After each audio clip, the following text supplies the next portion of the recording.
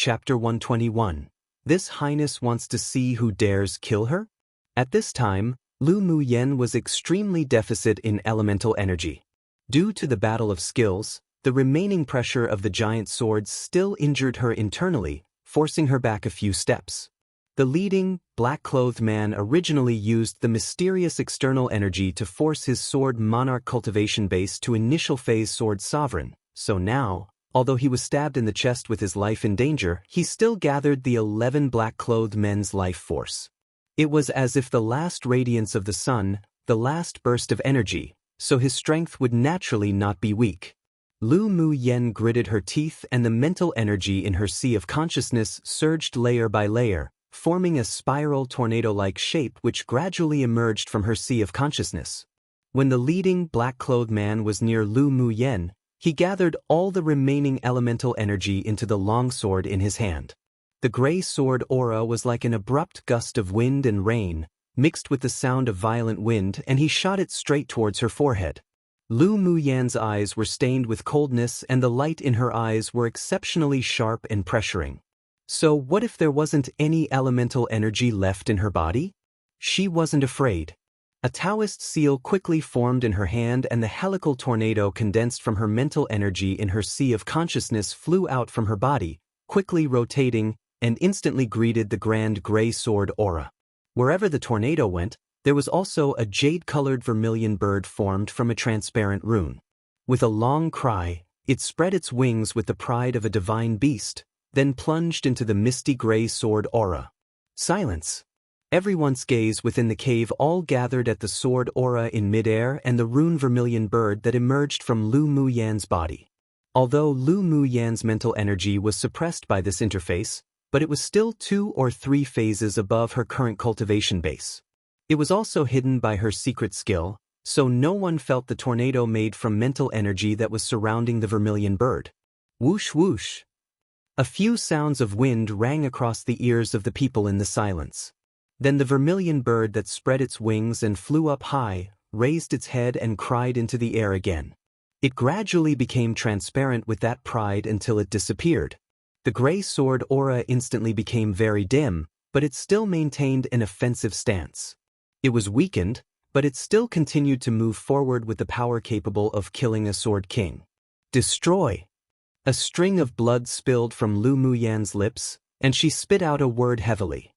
Then the spiral tornado formed by her mental energy turned into countless tentacles, grabbing the gray sword aura that rushed towards her. Everyone opened their eyes wide in amazement and shock, watching the gray sword aura appear as if it were being blocked by some sort of force, cracking in midair, without a sound, then disintegrating and disappearing. Piu! Lu Muyen spouted a few mouthfuls of blood consecutively, and her face instantly turned pale. Her condensed mental energy also disappeared in the sky together with the gray sword aura. But she could no longer bear the aftereffect of forcibly using her trump cards and was extremely weak. The leading, black-clothed man also suffered backlash and spewed out a few mouthfuls of blood, but his eyes were exceptionally bloodshot right now, as if a vengeful ghost crawling out from hell. Then he slapped his chest fiercely. All the power in his body gathered at his heart.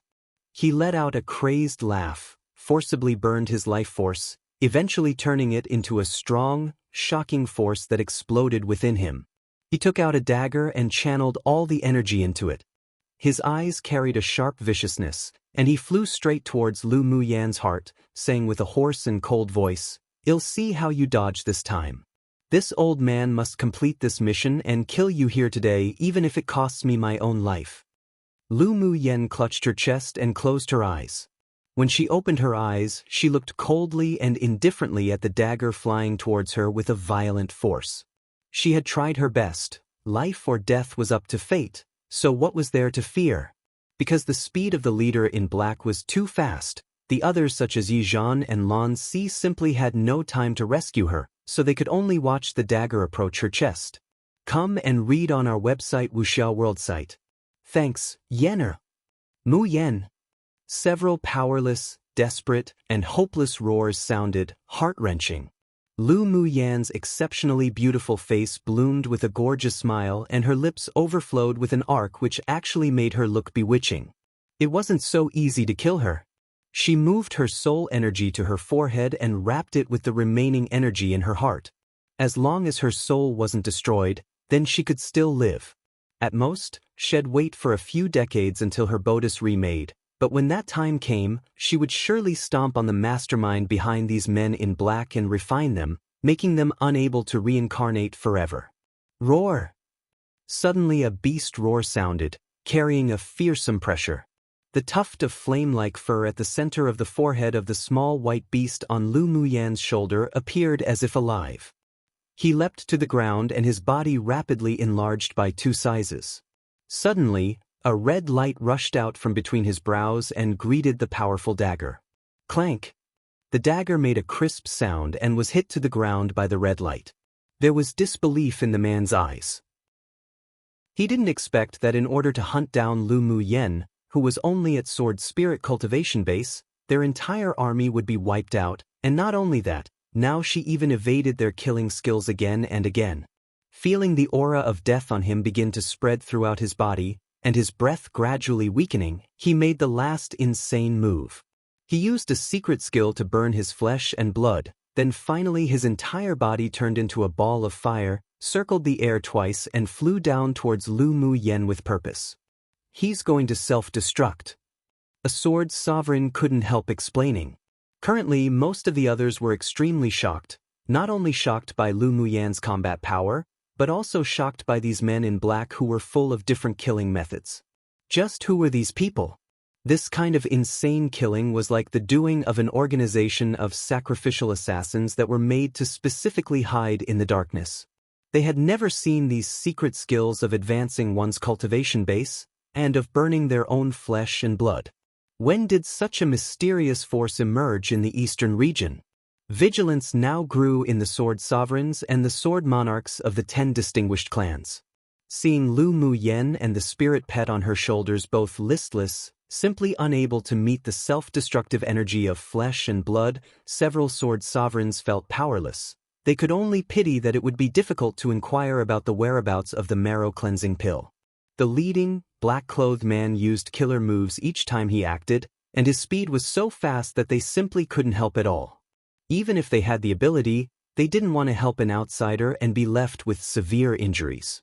Yizhan wanted to help, but a large part of his elemental energy was turned into a ball of light and merged into the blood spirit. Even his speed to block simply couldn't match the speed of that self-destructive power. Just when Lan Si was about to unveil the second seal using his mind, when Mo Yen was releasing all the demonic energy within his dantian, preparing to sacrifice 1/3 of his demonic spirit to utilize his innate talent, and when Lu Muyan was protecting her soul between her brows, prepared to meet the ball of fire. Suddenly, a dazzling golden sword aura whizzed down violently from the top of the mountain where a hole was previously blasted. The resonance of the sword resounded throughout the air, and the tip of the sword was bedazzling, as if the scorching sun was directly overhead. "This highness wants to see who dares kill her."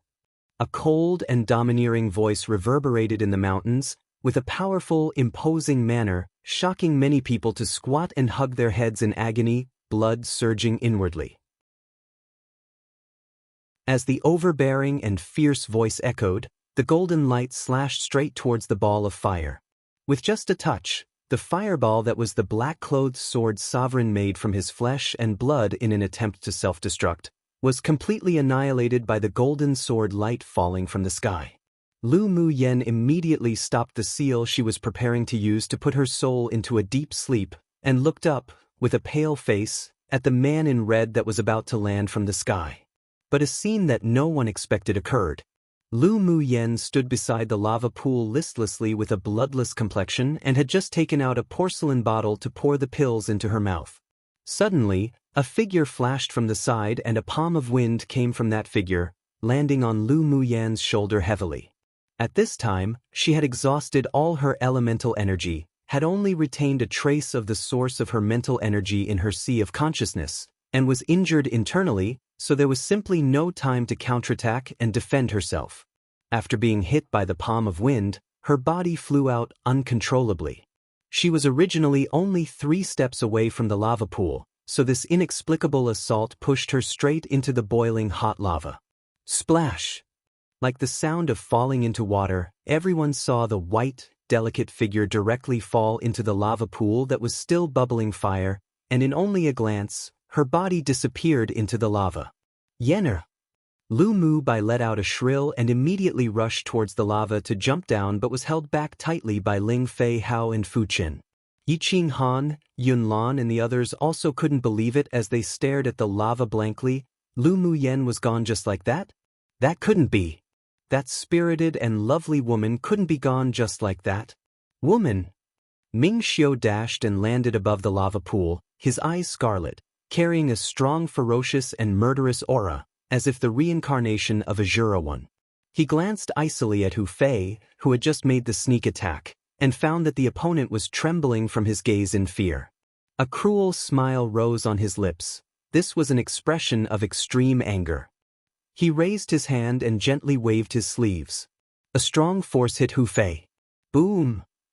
Hu Fei's body was immediately blasted into countless pieces, flesh and blood by the force, horrible to look at. Ming Xiu grabbed with his right hand, and he forcibly pulled out a transparent light from the self-destructed body that had shattered. This was Hu Fei's soul. Then he immediately sealed it inside a black bottle. This action was completed at the speed of thunder and lightning. After putting away the black bottle, he didn't hesitate at all and dived right into the lava pool. Is he crazy? One of the sword sovereigns couldn't help exclaiming. The lava carried a fearful, soul-stirring power that consumed. Unless one was a sword venerable powerhouse, otherwise if one was touched by the lava, they would undoubtedly die. In the hearts of countless people, they all believed that Lu Muyen had probably already turned into a pool of blood and melted into the lava. The mysterious strong man in red was seeking his own death. Lan Si stared at the disappearing figure of Ming Xiu thoughtfully, his heart exceptionally moved. This man had reached the point of dying with Lu Muyen in the name of love? Obviously not. Then it proved that Lu Muyen wasn't dead at all. Thinking of this, there was a glimmer of light and hope in his eyes. Yenner! Lu Mubei's expression was full of agony, and he wanted to break free from the shackles of Ling Fei Hao and Fu Qin to jump down into the lava and find his younger sister. He was emotional, and seeing that, Lan Si sighed. He flicked a blue light from his hand and inserted it into Lu Mubei's body. Come and read on our website Wuxia World site. Thanks on alert. Lu Mubei's eyelids shut suddenly, and he fainted. Take him down to rest. He won't take up for 3 days. Lan Si ordered Fu Qin. Fu Qin nodded, looked at the lava with pity, then lifted Lu Mubai up and sat down in the corner of the cave to guard him. Elder brother, elder sister Mu Yen will be fine, right? Yiqing Le couldn't believe what she'd just seen. She ran to Yiqing Han and tugged his sleeve, asking in tears. Yiqing Han sobered from his dazed state, as if having lost his soul. He shook his head with a bitter expression. She must be fine. His tone was heavy, not sure whether it was to comfort himself or to comfort Yiqing Lu. The inexplicable pain in his heart that had never felt before attacked him wave by wave. He sat down on the spot and locked his eyes tightly on the lava pool, motionless. There was deep grief in Yunlan's eyes. He walked to the lava pool without saying a word and sat cross-legged, hoping that the sweet, smiling woman would suddenly jump out of it. Yun Jin stared at the lava pool in disbelief. Lu Muyen was dead? Impossible. It was definitely impossible for that cunning woman to die like that. Qi Yixian clenched his hand above his heart. Bursts of heart-piercing pain spread all over his body. He looked at the lava pool in despair, but a hope rose in his heart. He also didn't believe that woman would disappear like this forever. Xiao Ziong's face was pale. He covered his mouth to prevent himself from making a sound. How did this happen? Mo Yan's indifferent eyes also displayed complexity and worry at the same time. But he and Lu Muyen were contracted, so he could feel that the other party was still alive despite being exceptionally weak. His hovering heart was slightly relieved, but he couldn't set it back down yet. He walked to the side of the lava pool and laid on his stomach, waiting while recovering. After Lu Muyen was knocked down the lava pool, she quickly fell towards the depths of the center of the lava. Her eyes were tightly closed, her long eyelashes left a shadow on her face, and her breath was weak as her consciousness automatically protected itself and entered into a state of deep sleep. The lava pool here contained the essence of the entire ice volcano. If humans or demonic beasts below Sword Venerable were to be touched with even just a slight bit of lava, they would melt instantly. Currently, Lu Mu Yen was surrounded by a layer of blue, fluorescent light circles, and every time the hot lava flows surging around her met the circle of light, it would avoid it as if its nemesis. While the origin of the blue, fluorescent light came from the ice bangle on Lu Mu Yan's right wrist, there were inexplicable waves from the depths of the lava, as if beckoning something. Then Lu Mu Yan's body was sucked into the deepest part of the lava by a mysterious force. If someone was here, they would definitely cry out in alarm. After Lu Mu Yen fell into a whirlpool deep in the lava, she automatically separated from the lava and fell directly on a dark red rock mixed with pale gold. Perhaps no one would have imagined that the deep center of the lava pool, the essence of the ice volcano, would lead to a clearing. The clearing and the fiery lava were separated by a layer of black space, and they couldn't penetrate each other. After falling into the lava, Ming Xiu automatically established a shield and quickly swam down to find Lu Mu Yen. He felt the aura of the ice bangle that had unsealed. This meant that Lu Mu Yen wouldn't die. But he was still extremely anxious, burning with impatience. After living for 20 years, he felt the pain of heartache for the first time.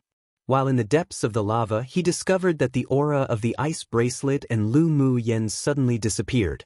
His heart jumped, then he closed his eyes and stretched out his left hand, pinching a complicated seal. After a long time, a faint, unsteady connection was transmitted to his heart, and he finally found the direction of the ice bangle's aura. Ming Xiu opened his eyes, took out the golden longsword, and slashed countless times at the depths of the lava. When he found that in the depths of the lava and turbulent space, a crack appeared, he immediately rushed up and flew in quickly. Chapter 123, Purple Gold Spirit Flame. In a quiet space, a woman in white laid silently on a rock with her eyes closed. She was enveloped by a flickering icy blue circle of light, and the scorching fire spiritual force around her was completely isolated outside. Drops of blood ran down her injured right arm, and it slowly merged into the ice bangle on her pretty wrist. With each drop that blended into the ice bangle, the blue light would flash once. Lu Mu Yen slept deeply, warm and peaceful, as if she were in the embrace of her mother. Gradually, her soul returned to its origin from the seal at the center of her brows. The ice bangle stopped absorbing her blood essence, and some blue gas entered her body through her meridians. Soon, the blue gas swam around along the meridians, then restored the areas that were internally injured in one cosmic orbit around her body. Finally, it sank into her dantian and slowly merged with the light green mist that wound around her dantian. After the light green mist absorbed the blue gas, its green color gradually grew darker, and it expanded infinitely around Lu Mu Yan's dantian, then finally merged into her dantian. Within the dantian, what was originally like a light green lake of mist began to expand continuously and turned into a sea of green fog, mysterious and distant. And it wasn't only Lu Mu Yen that had changed. Her spirit pet bangle suddenly opened automatically, and a white, fluorescent Jiao egg popped out spontaneously, landing directly next to a cluster of purple gold flames not far from her. As if leaping for joy, the white Jiao egg circled around the purple gold flame, then landed quietly, and strands of purple gold flames climbed onto the eggshell, as if helping it hatch. Not long after, Lu Mu Yan's long and dense eyelashes moved, and she opened her eyes. She looked around in confusion at first, then finally sat up. Seeing that there was an extra layer of blue light wrapped around her body, she touched the ice bangle on her wrist. Feeling the obvious gentle intention that the ice bangle exuded, she realized that the connection between them had deepened a lot, and she even felt the ice bangle's closeness and fondness of her. Who knew that the injury this time would accidentally make the ice bangle recognize its master? Lu Mu Yen caressed the ice bangle, conveying her own fondness for it in return, and mumbled to herself. Except her cultivation base was too low, and right now, She simply couldn't get a glimpse into the ice bangle's secrets. There seemed to be a voice in her sea of consciousness that told her that she could only unlock the ice bangle when she reached Sword Monarch Cultivation Base. Lu Muyan's bright eyes were like stars, and she felt a little expectant in her heart. She had more than enough patience to wait. She looked down at the ice bangle. "I won't let you sit in dust. You will be my Lu Muyan's partner from now on." The ice bangle's glistening light, as if understanding her inner thoughts, brightened a bit, setting off her bright wrists even more white. After communicating their intentions to each other, Lu Muyan's mood was also a lot cheerier. She turned her head and scrutinized the environment she was in carefully. This space was small, composed of countless dark red rocks mixed with light gold. Each rock carried a scorching hot fire source as if it could melt a person. If it weren't for the protection of the ice bangle, she was afraid that it would have been difficult for her to survive here, let alone be able to move around here freely. Then, Lu Muyan shifted her gaze to a dazzling place not far from her. There was a cluster of purple gold flames that kept leaping about, carrying with it a fearful, soul-stirring pressure. Beside it, there was a bright and clean white egg surrounded by strands of sparks overflowing from the flames. The purple gold spirit flame. The very inborn mutant flame that was only born in the spirit world every tens of thousands of years was actually born here. It truly was a marvel. Lu Muyan didn't get close. She and the white Jiao egg was already contracted, so she knew that it was currently using the energy of the spirit flame to incubate itself. She wasn't worried and instead felt as if she had a child that was finally growing up. With bright eyes, she scanned the spars scattered around the purple gold spirit flame. In dark, purple gold shells, the purple gold solidified liquid was clearly visible inside. Then she smiled brightly. This time, she was going to make a fortune. Come and read on our website Wuxia World site. Thanks the spars scattered here, and there was the heavenly frost golden essence, the quintessence of the condensation of numerous heavenly frost golden crystals. In the spirit world, these were spiritual items that could even cause great ascension stage cultivators to desire it and compete for it. She didn't immediately put away the heavenly frost golden essence, but instead sat cross-legged on a rock to recover. The internal injuries were already healed by the ice bangle, but her spiritual energy was still empty. She took out a bottle of spiritual energy replenishing pills and poured it into her mouth to refine. The spiritual energy quickly penetrated into her dantian through the pills, passed through that sea of green fog, circled around in a cosmic orbit, then finally spread to the meridians all over her body. Traces of the spiritual force of heaven and earth condensed from all around her, forming a spiritual force tempest, swarming into her body. Lu Muyan absorbed the rich, dense fire element spiritual force in this space to her heart's content, making her suddenly become vaguely aware of an indescribable profound concept of the fire elemental energy law. Every time she absorbed the spiritual force to transform into spiritual energy, it would all be filtered through that sea of green fog, and the spiritual energy that spread throughout her body was purer by more than double compared to before. She closed her eyes, comprehending the fire elemental energy law while absorbing the spiritual force frantically. A day later, when she opened her eyes again, the colors in her eyes became deeper, as if an enigmatic deep pool that contained everything. Crack! At this moment, the white eggshell made a cracking sound, and the strands of purple gold flames instantly integrated into the eggshell. After a while, a small, white snake with the thickness of a little finger poked itself out of the eggshell. As soon as it opened its eyes, it ate all the eggshell with excitement bit by bit, and its body grew from more than 1 inch to 5 or 6 inches. After swallowing the eggshell, it suddenly swept its tail, then spun itself upwards, landing directly on Lu Muyan's wrist, touching her palm affectionately with its head. Lu Muyan had never contracted a snake spirit pet before. She lowered her head to see that the pure white body of the little snake was as crystal clear as jade, and there was a lightning-like golden mark in the center of its brows, unusually mysterious. With a soft smile on her lips, she gently stroked the little snake's head with her fingers. After thinking a bit, she formed a Taoist seal and pressed it onto the little snake's brow area. A transparent, jade-colored rune penetrated into the little snake's forehead, and the lightning-like golden mark at the center of its brows instantly disappeared, hidden, as if it had never appeared before. It'll temporarily seal the mark between your brows. When we're not afraid of all the powerhouses on this continent, is when you'll unlock the seal. Lu Mu Yen raised her wrist and looked at the little snake gently. The little snake entered into a contract with Lu Mu Yen before its eggshell was even formed, so at this moment, it completely treated her as its mother. Naturally, it wouldn't object to her doing so. It still affectionately rubbed her palm with its small head, expressing its joy. Lu Mu Yan's heart was also softened by this affectionate act. She rubbed its little head with her thumb and was fond of this little thing from the bottom of her heart. Jean Miao, that will be your name from now on. Lu Mu Yen gently caressed its head. How about I call you Miao Miao from now on? This name was also what the pure frost Jiao Wen told her telepathically before it disappeared. She would naturally obey the last wish of a great mother. The little white snake rubbed her palm and conveyed that it liked the name very much through its sea of consciousness. Then it also stretched its head in the direction of the purple gold spirit flame, calling to Lu Mu Yen, hiss, hiss.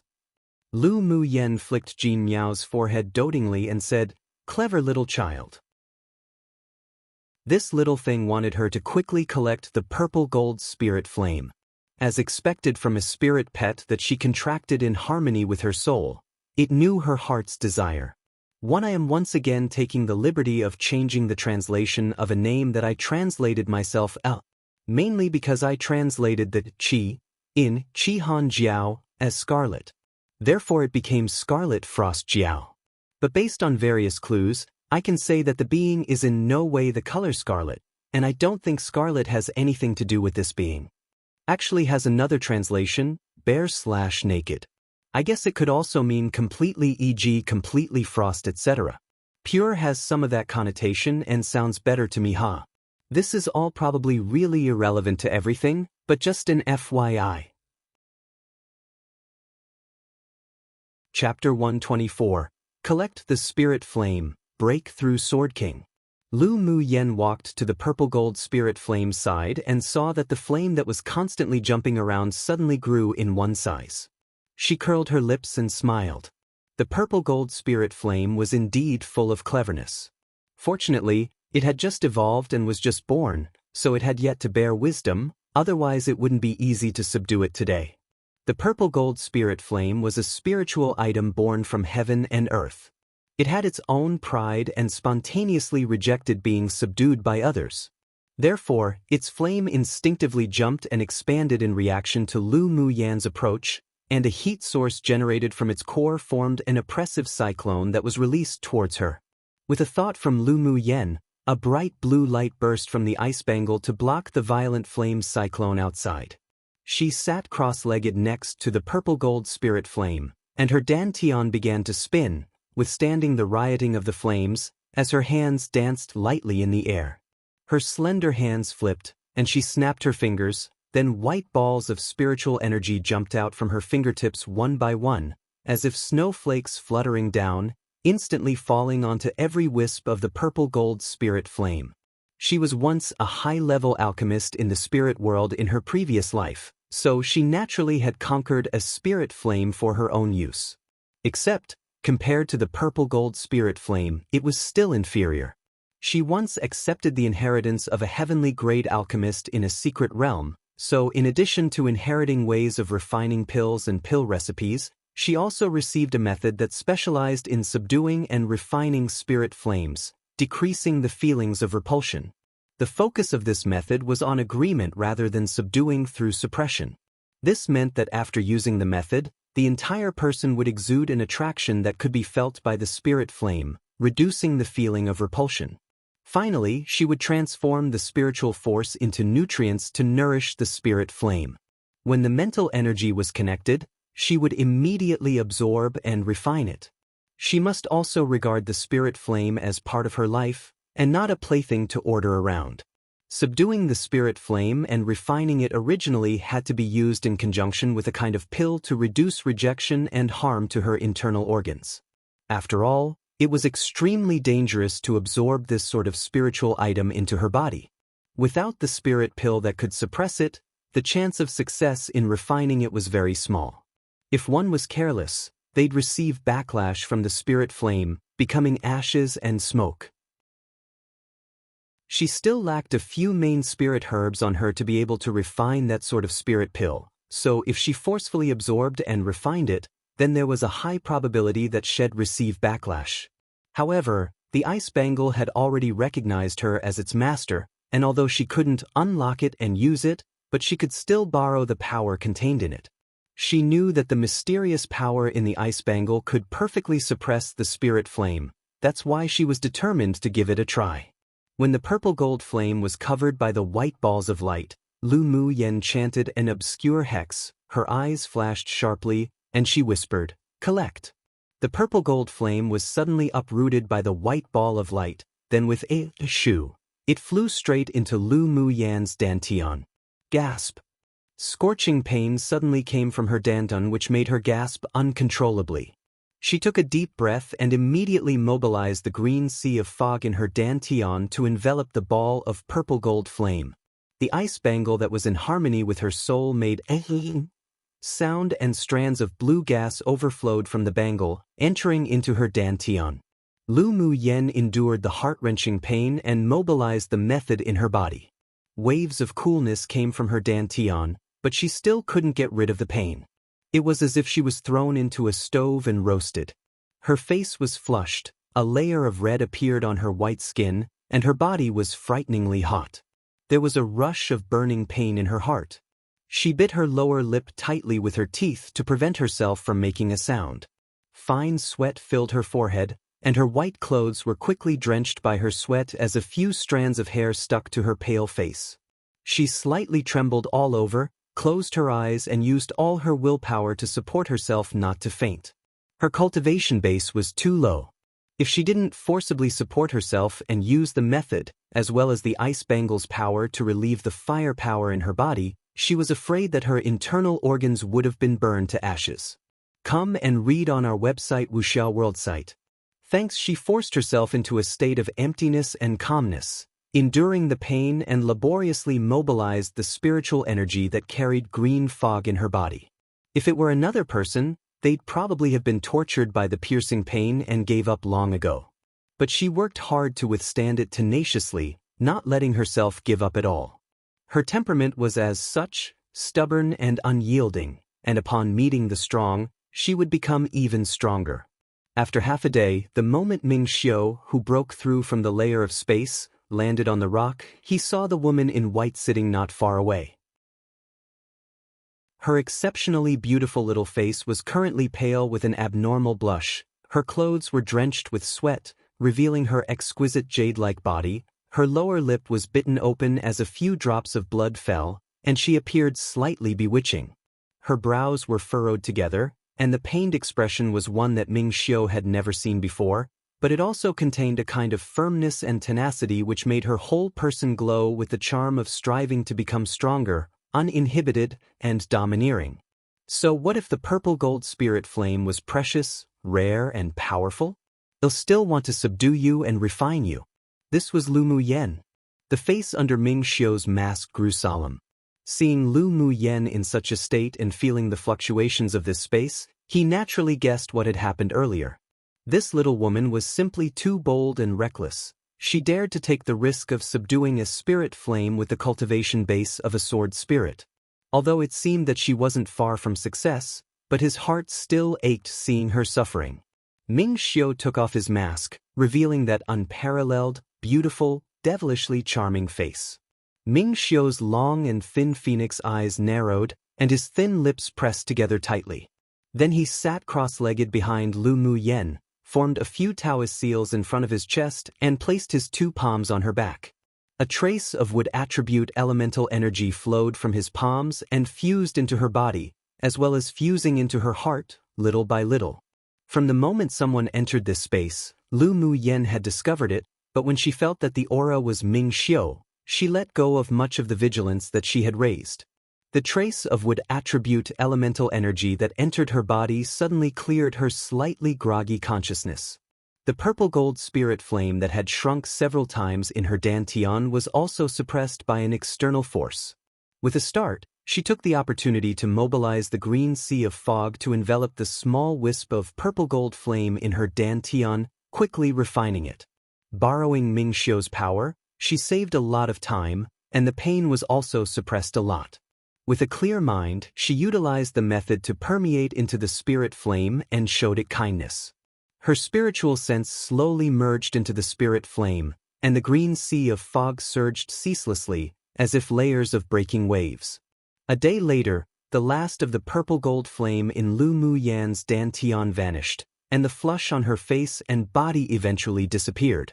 After another day, there was a very faint purple-gold light that appeared in the green sea of fog in her dantian. And Lu Muyan, who had her eyes closed and was meditating, didn't immediately withdraw from the state of refining. She successfully refined the purple-gold spirit flame, but also because of the power of the spirit flame and the crazy absorption of spiritual force from before, the bottleneck that she was stuck at for her cultivation was broken through. When she reached peak phase sword spirit, she still decided to grit her teeth and used the last wave of fire elemental energy to strike and break through the final bottleneck. Such an opportunity was very rare, and she would suffer a loss if she didn't use this opportunity to advance to Sword King. 3 days later, when the fire elemental energy spiritual force in this space was completely absorbed and exhausted by her, the spiritual force body tempering was also completed. A 7-colored light enveloped Lu Muyan and the pressure of a Sword King streamed out unconsciously like a torrent. When the 7-colored light disappeared, she opened her eyes, and as soon as she raised them, she met the pair of clear and deep obsidian-like black eyes that carried a devilishly captivating charm as if it could suck one into them. Chapter 125. Seeing you in pain, I will also be in pain. Lu Muyan was startled. She found that Ming Xiu's narrow and long phoenix eyes were filled with an inexplicable anger. You followed me down here? Aside from this reason, she couldn't think of other reasons for why Ming Xiu would go deep into the lava pool. Ming Xiu walked up to Lu Muyan and stretched out his hand to gently stroke her chin that still had some dried-up blood. Seeing her in a daze, he chuckled gently, naturally.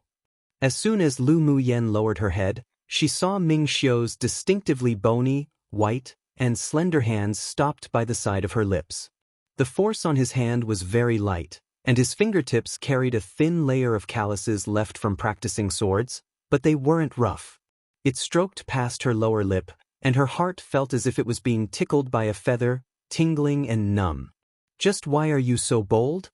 Ming Xiu's hands continued to rest on Lu Muyan's soft, tender face, and sighed slightly. Lu Muyan was dumbfounded. What? Why she was so bold? What did that mean? You actually dare to absorb and refine the purple gold spirit fire without anyone else with you. Do you dislike having a long life?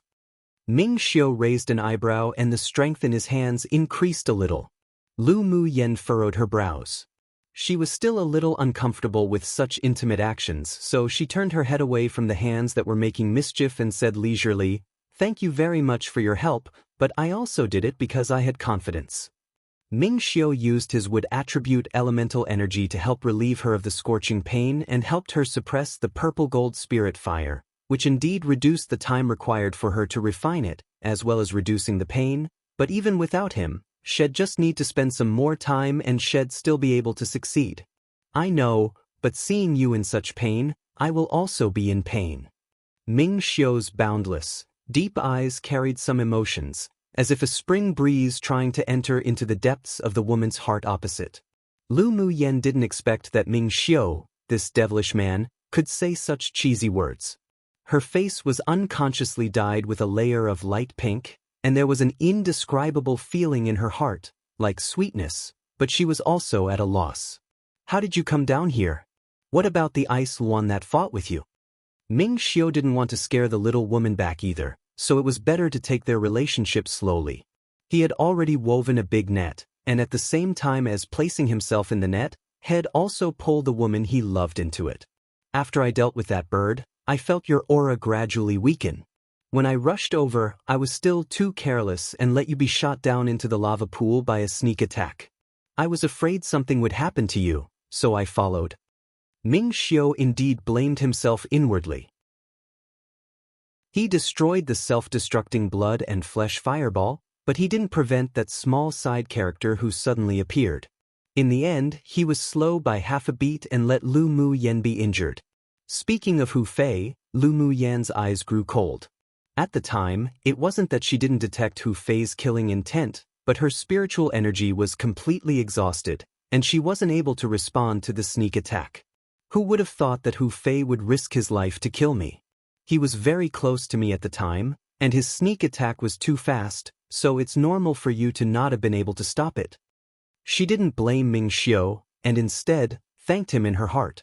If it weren't for his golden sword aura annihilating the attack of that black-clothed man, she might have already used Soul Seal. By the way, did you deal with Hu Fei when you came down? Based on her understanding of Ming Xiu, this man shouldn't have let Hu Fei go so easily.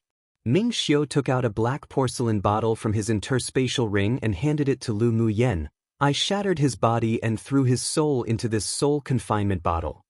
He had absolutely no worry that Lu Mu Yan would feel that his actions were cruel. He believed she understood him. Sure enough, Lu Mu Yan took the bottle without a change in expression, opened it and used her mental energy to probe into it. She found that Hu Fei's soul was currently very weak and was on the verge of collapse. He was probably deliberately tortured by Ming Xiu's methods. She withdrew her mental energy and smiled. Can you temporarily keep it so that his soul won't be destroyed?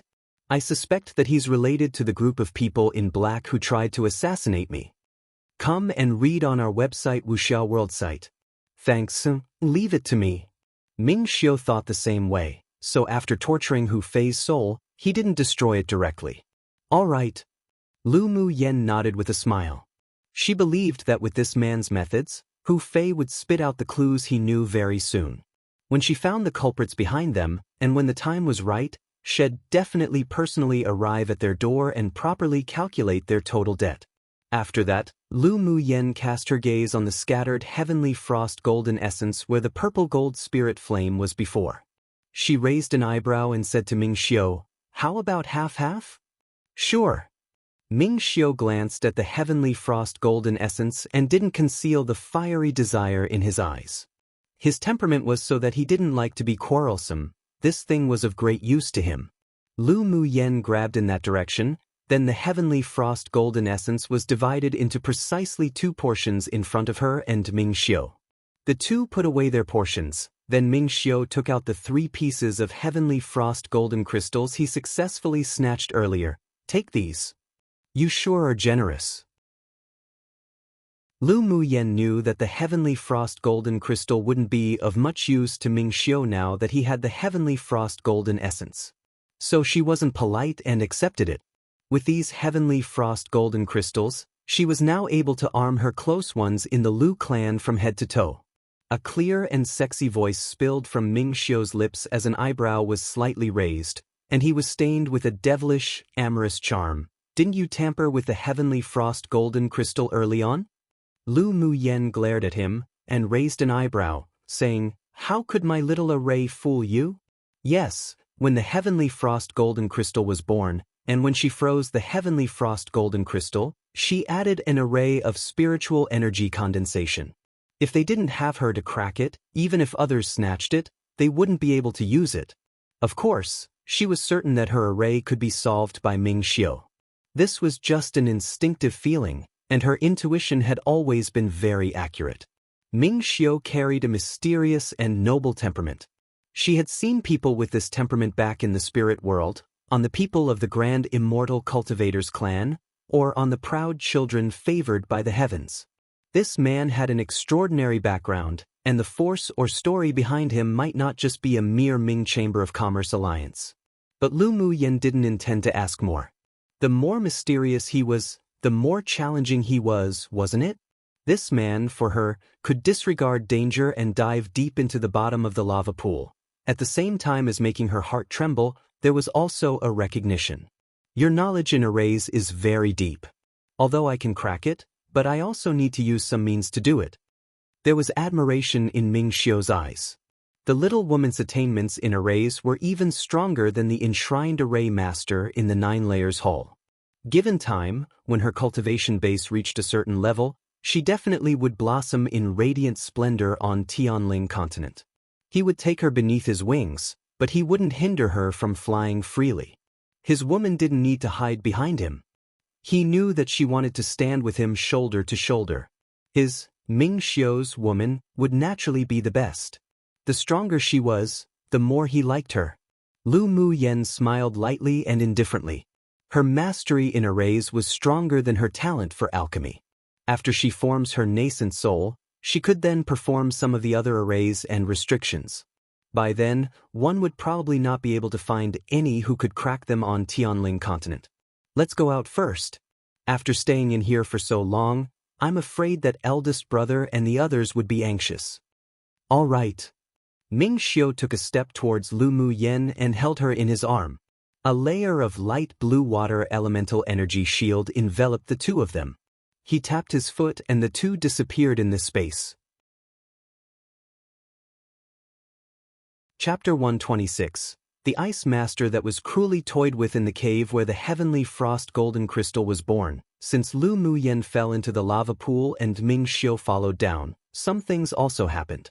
After the two disappeared, the 2 heavenly frost golden crystals in Yizhan and Lan Sis hands were being desired by the sword's sovereign powerhouses. Towards Yizhan, many people were fearful.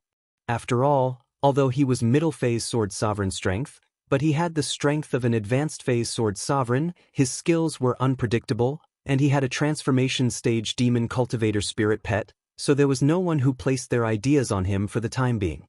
Several sword sovereigns' eyes were all cast on Lan Si. One should squeeze the soft persimmons. Everyone understood this principle. Teacher Lan, with just your cultivation base, do you think you deserve a piece of heavenly frost golden crystal? Hand it over now and we'll spare your life. Xen Bo Jian looked at Lan Si sinisterly, wanting to place all the debt from before on him. The eyes of the other sword sovereigns that were cast on Lan Si were all fierce. They couldn't touch Yizhan, but could they not even touch a mere sword monarch? So what if he was backed by Yanzhou Kingdom? They weren't afraid at all. Lan Si's handsome and elegant face wore a small smile, but there wasn't much warmth in his eyes. Yizhan, how about we make a deal? Lan Si didn't want to reveal his identity just yet, otherwise these sword sovereigns were just seeking death, so he telepathically asked Yizhan. Yizhan played with the flute in his hand and his eyes were indifferent. Speak. I'll give you this heavenly frost golden crystal right now, then I'll go find you to retrieve it after we exit the glacial mountain range.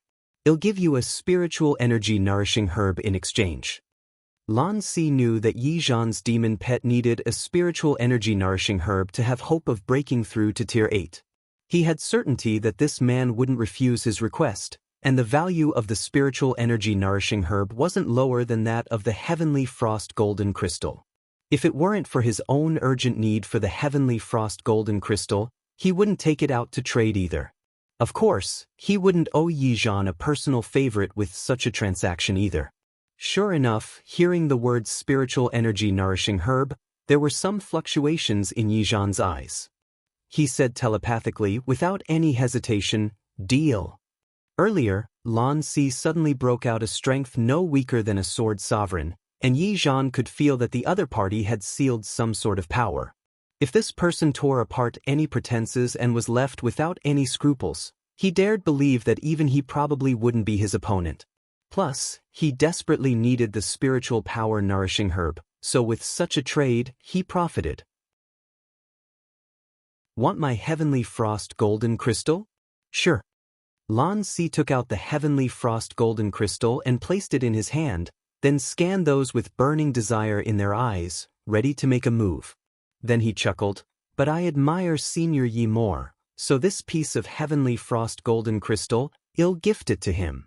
After speaking, Lan Si didn't wait for others to snatch it from him and threw the heavenly frost golden crystal directly to Yizhan while he stepped to the side and stood with the students participating in the trial of Yanzhou Kingdom, watching the show. Others didn't expect Lan Si to make such a move, and while they resented him inwardly, they also stared at Yizhan. Yizhan wasn't polite either. After catching the heavenly frost golden crystal, he put it away, looking at the people with a smile that encompassed everything and said to them, "If you want the heavenly frost golden crystal, then you can obtain it once you win me." There was a smile in his voice, but it made people feel a chill for no reason. The Shui clan sword sovereign snorted coldly and incited, "Let's go together. I don't believe that with so many of us, we can't beat him." "All right." The other sword sovereigns considered it for a moment, then gritted their teeth and agreed. Even if they failed to snatch it, Yizhan wouldn't kill them. Meanwhile, the two demon cultivators took the opportunity to dart out the cave. Whether the Ice Master was dead or alive was unknown, their two other companions were killed, and although they did want the heavenly frost golden crystal, but their life was even more important. Right now, those human cultivators had no time to bother with them in order to compete for the heavenly frost golden crystal. If they finished competing for it, they might just plan to take their demonic beast crystal cores, so it was better to leave early. After that, Yizhan didn't even release his spirit pet of the transformation stage, and only used 3 moves to shock the sword sovereigns into retreat. Before absolute power, all conspiracies and schemes were in vain. Having been uselessly optimistic, the sword sovereigns of the other clans hated Yizhan's dominance, but they couldn't do anything about him. Come and read on our website Wuxia World site. Thanks, the Yi clan was the second largest distinguished clan and was also a clan of spirit beast tamers. If they offended them, they'd be in absolute trouble. They could only leave here with their clan's pupils. As for Lu Mu Yen and Ming Xiu, in their eyes, they were already 2 dead people. Once stained with that scorching hot lava, those beneath Sword Venerable would definitely die. After the others left, Yizhan also forcibly took Yiqing Han and Yiqing Lu away. He guessed that Lu Mu Yen wasn't dead after seeing the attitude of the spirit pet Lu Mu Yen contracted, and Lan Si. Lan Si also guessed that Lu Mu Yen wasn't dead. In order to prevent others from having suspicions of him, they lingered for a day before he forced the Empire Academy's trial students to leave the cave, also with a heavy heart. In the end, only a small, white beast the size of a palm remained beside the edge of the lava pool, resting, waiting for his owner to return. 2 days later, Lu Mu Bai woke up and was already on the way to the imperial capital. He was furious and wanted to go back to the glacial mountain range to find his younger sister. But the elemental energy in his body was emptied from summoning the blood spirit, and he received backlash, so he was made unconscious again by Lan Si and tossed back to the Lu clan. When Ming Xiu brought Lu Mu Yen out from the bottom of the lava pool, they saw that the entire cave was empty. "Emma Yen, where's my eldest brother?"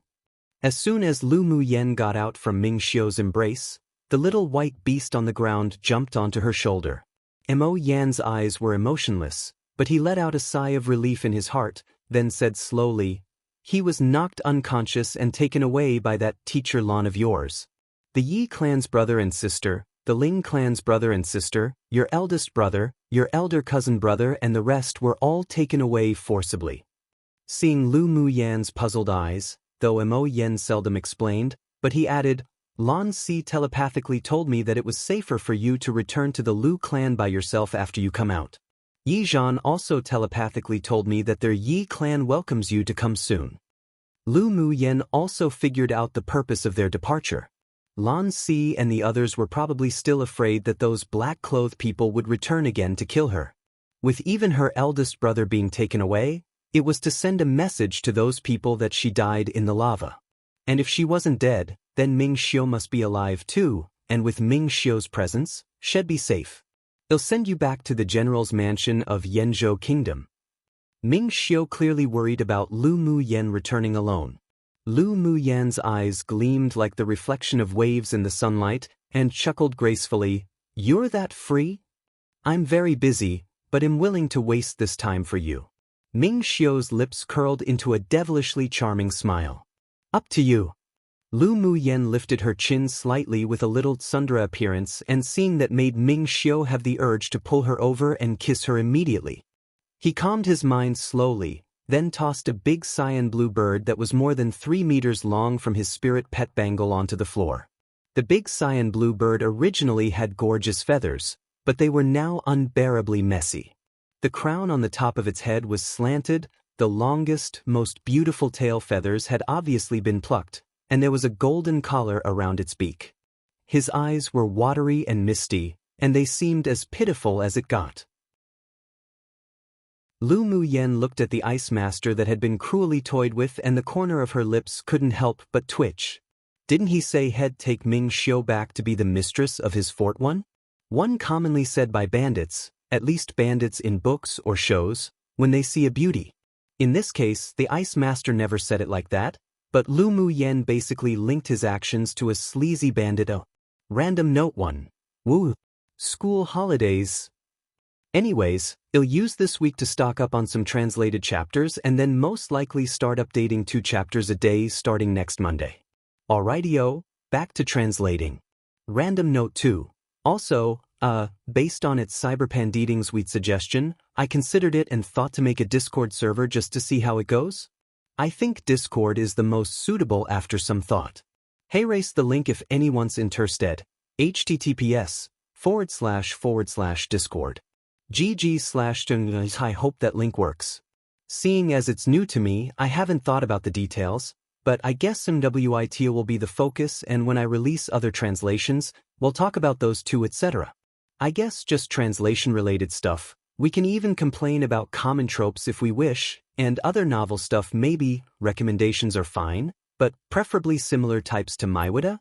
Mainly because there are already FB groups and Reddit groups out there that I've found and joined with recommendation functions you can use that are quite handy, so maybe recommendations will remain similar feel story to Maiwada, or with similar but not often seen tros.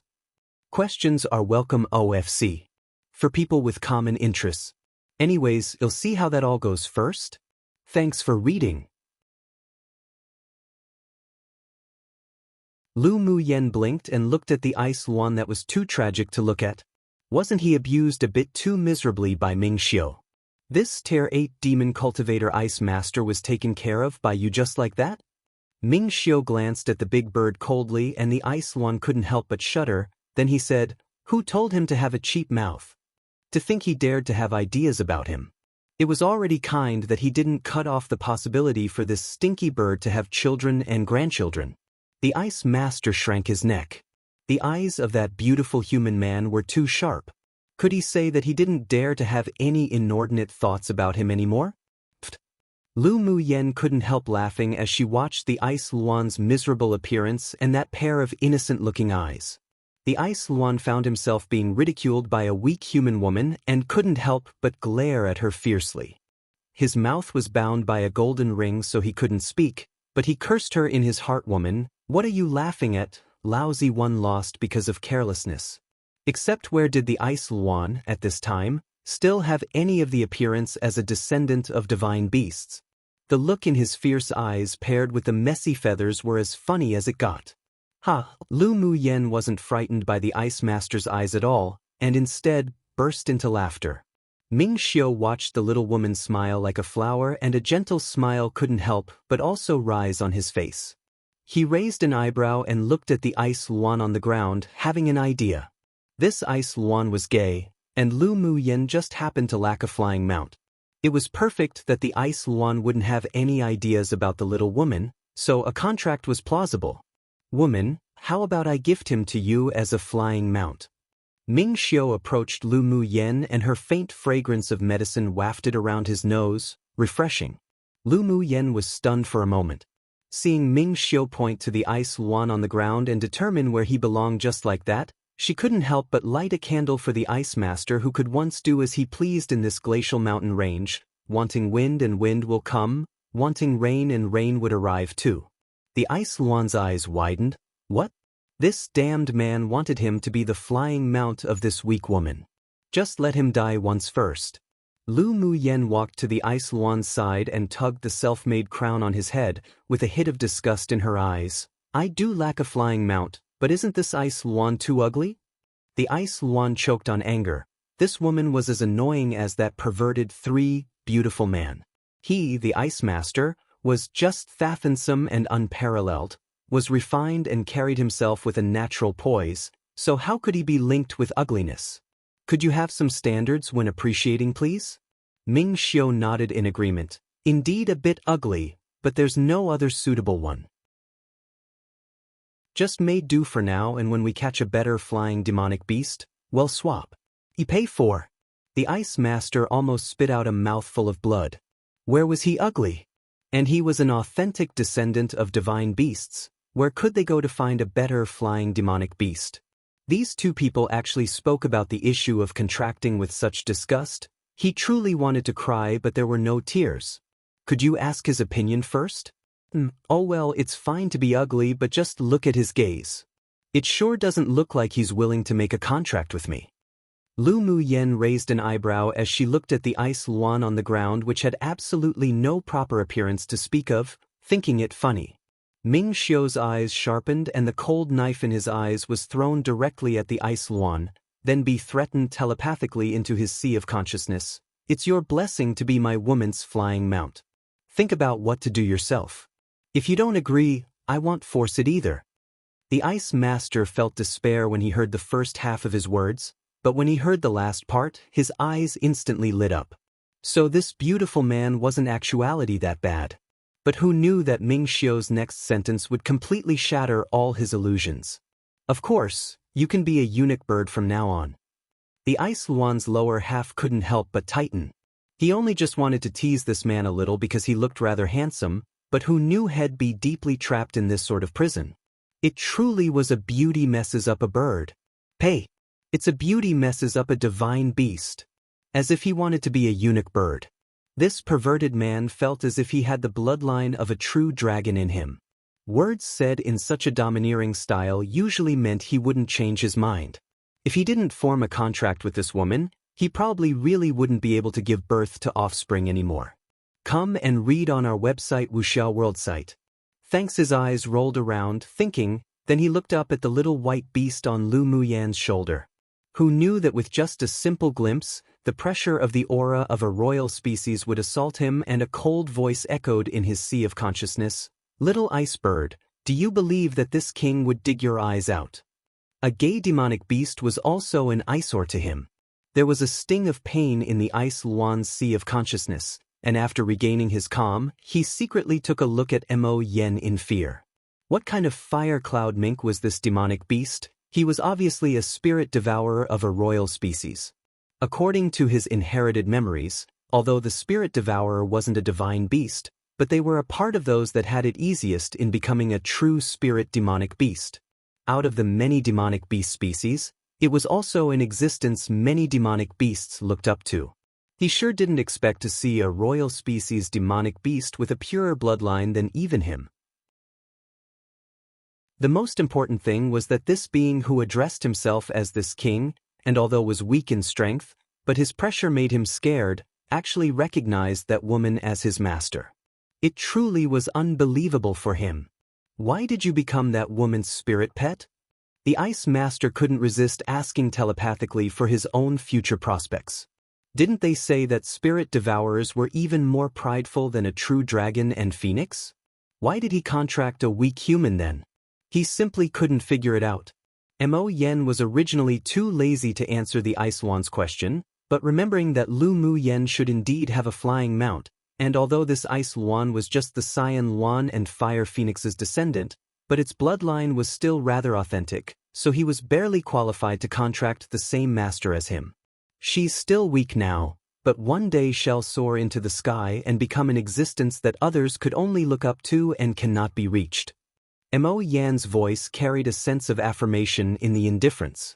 After seeing so many surprises and trump cards of Lu Mu Yen, and with the thousands of years of experience he's had, this woman's future achievements would certainly not be meek, and his choice couldn't be wrong.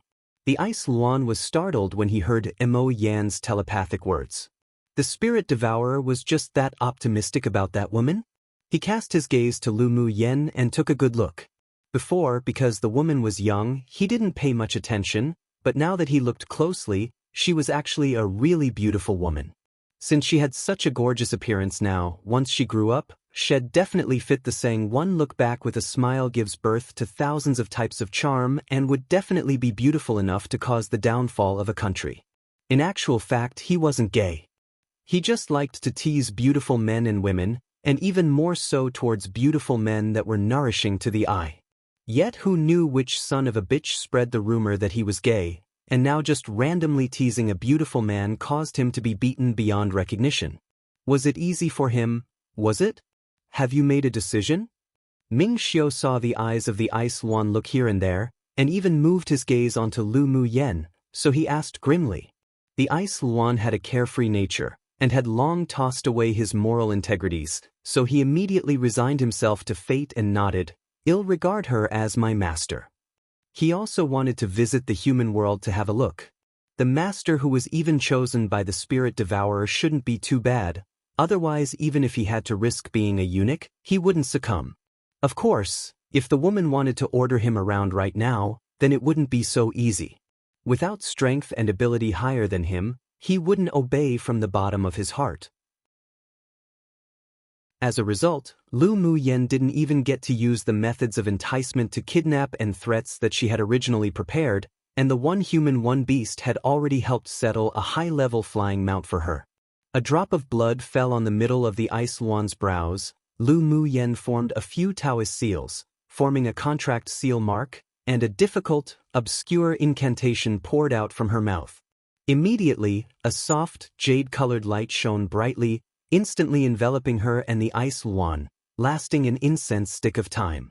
When the light curtain dissipated, the contract of equals was formed, and Lu Mu Yen and the Ice Luan also had a connection between their hearts. One lousy technically translates to your father, but in this case, considering its usage in another novel of this author's translating it to your father is just weird. It's an arrogant way of saying I, used often by men. I'm going to keep it as it is. 2a saying meaning to get what you want whenever you want it.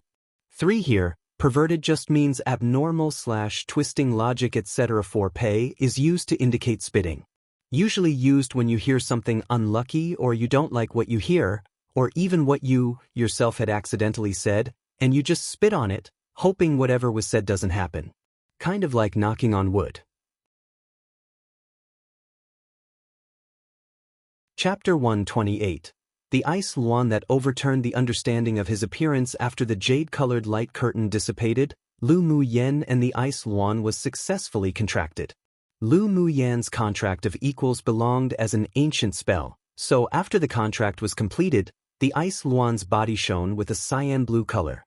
Not long after, all the injuries he had suffered from Ming Xiu were recovered, and the feathers on his body were brighter than before. Even the few tail feathers that had been plucked grew out. He narcissistically wanted to use his mouth to comb the beautiful tail feathers but found that there was still a golden ring around his mouth. He looked at Lu Mu Yen aggrievedly and telepathically said, "Beauty, I still have your man's thing on my mouth, can you tell him to take it away?" Lu Mu Yen couldn't resist twitching the corners of her lips. She slapped the Ice Luan on the head. "Speak properly, no wonder you owe some punishment." This bird's mouth was indeed cheap. Even she had the urge to beat him up. However, this stinky bird had now become her flying spirit pet, so she naturally had to take care of it more or less. So she asked Ming Xiu with a smile, "Can the golden ring on his mouth be removed?" Ming Xiu glanced at the Ice Luan as a warning, and with a move of 2 of his fingers, the golden ring around the beak disappeared in thin air. Then Lu Mu Yen found that there was an extra palm-sized golden bangle in her hand. When this stinky bird's mouth is cheap, hoop it around it. When Ming Xiu turned his head to talk to Lu Mu Yen, his eyes were filled with doting. Lu Mu Yen couldn't help but smile as she pursed her lips and nodded, "All right." The Ice Luan rolled his eyes at the two. Neither the man nor woman were benevolent. Just how unlucky did he have to be become this woman's spirit pet? Seeing the Ice Luan getting up and shaking its feathers in an ostentatious manner, Ming Xiu's eyes sank. He chanted a hex in his mouth, then used his elemental energy to draw a void talisman in the air, and a transparent, rune golden dragon flew into the air before instantly entering into the Ice Luan's body. The Ice Luan that was just stretching froze on the spot, and found that more than half of his demonic energy was actually sealed by this beautiful man. He glared his little eyes at Ming Xiu angrily and said in the human language, "What tray you doing sealing my demonic energy?" "There are 2 reasons for why I sealed your demonic energy. One is to prevent you from relying on your current strength and not listen to Lu Muyan's words, and 2 is to prevent Lu Muyan from relying on your combat power in everything. After Ming Xiu and the Ice Luan finished talking, he looked at Lu Muyan affectionately. I sealed most of the demonic energy in his body. He now only has the strength of a Tier 6 demonic beast. If you don't encounter a life or death situation, he wouldn't be able to break the seal. Lu Muyan knew Ming Xiu's deeper meaning. He was afraid that after contracting a Tier 8 strength spirit pet, she'd rely on it too much and delay her cultivation. She was moved by this man's attentiveness. There was a smile between her brows. That's perfect. She also didn't want to rely on the Ice Luan's power to grow up. Without experiencing wind and rain, how could one see a rainbow? The Ice Luan listened to the conversation between the two, and his entire bird was exceptionally uncomfortable now. Didn't being trapped at Tier 6 demonic beast cultivation base mean that he wouldn't even be able to transform into the human form? Unreconciled, he tried to mobilize the demonic energy in his Yaofu, but he finally miserably discovered that he indeed could no longer transform into the human form. How can I transform when you suppressed my cultivation base to a Tier 6 demonic beast? The Ice Luan yelled in dissatisfaction. Ming Xiu's lips raised in an arc, as if he'd let this ostentatious stinky bird transform into the human form and circle Lu Muyan all day. Even if he knew that he was gay, he still wouldn't allow it. Your job is to act as a flying mount. Why do you need to transform into the human form? Come and read on our website Wuxia World site. Thanks. There was a sharp cold light in Ming Xiu's eyes, making the Ice Luan who wanted to refute immediately shut up. Although this man's cultivation base wasn't as high as him, but he had too many methods, and his combat power was alarming, especially that true dragon aura on his body that made him even more fearful. He decided not to provoke this pervert for the time being. In the future, after coaxing little Master well, as if he'd still need to be afraid that this man wouldn't lift the seal for him? Lu Muyan watched in amusement as Ming Xiu oppressed her spirit pet but didn't stop him. This bird's personality, compared to the appearance after transforming, completely overturned her understanding. What elegant, bookish aura, so it was all just a pretense. What's your name? Lu Muyan asked, raising her eyes to look at the Ice Luan. She couldn't always call him Ice Master or Ice Luan right. The Ice Luan wanted to rub his head on the little master's shoulder, but was stopped by Ming Xiu, who extended a hand. He could only purse his mouth and said, Master, I'm called Bing Ji. Lu Muyan felt that this name wasn't that bad, so she didn't help make a nickname. Let's set off and go back.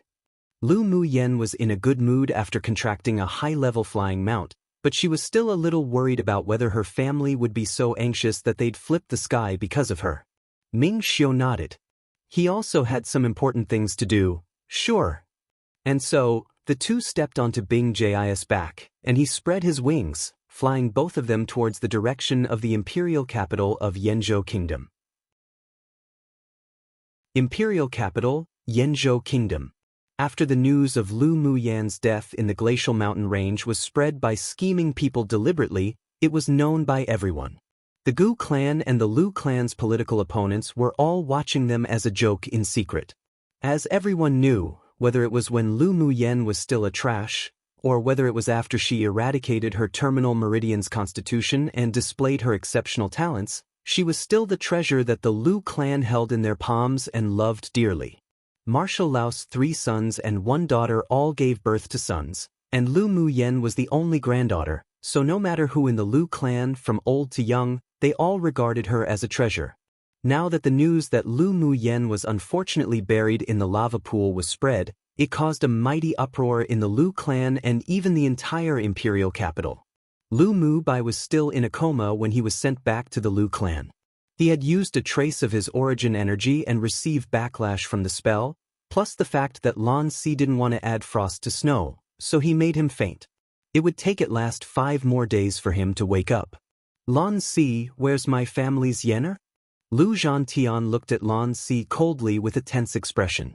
If the rumors were true, he'd definitely go tear off the roof of Empire Academy and the Imperial Palace. If it weren't that Lu Muyan's soul tablet was still completely intact in the Ancestral Hall, they wouldn't have been able to bear it and would have killed their way into the imperial palace to find the imperial teacher and Wang Lin to settle their debts.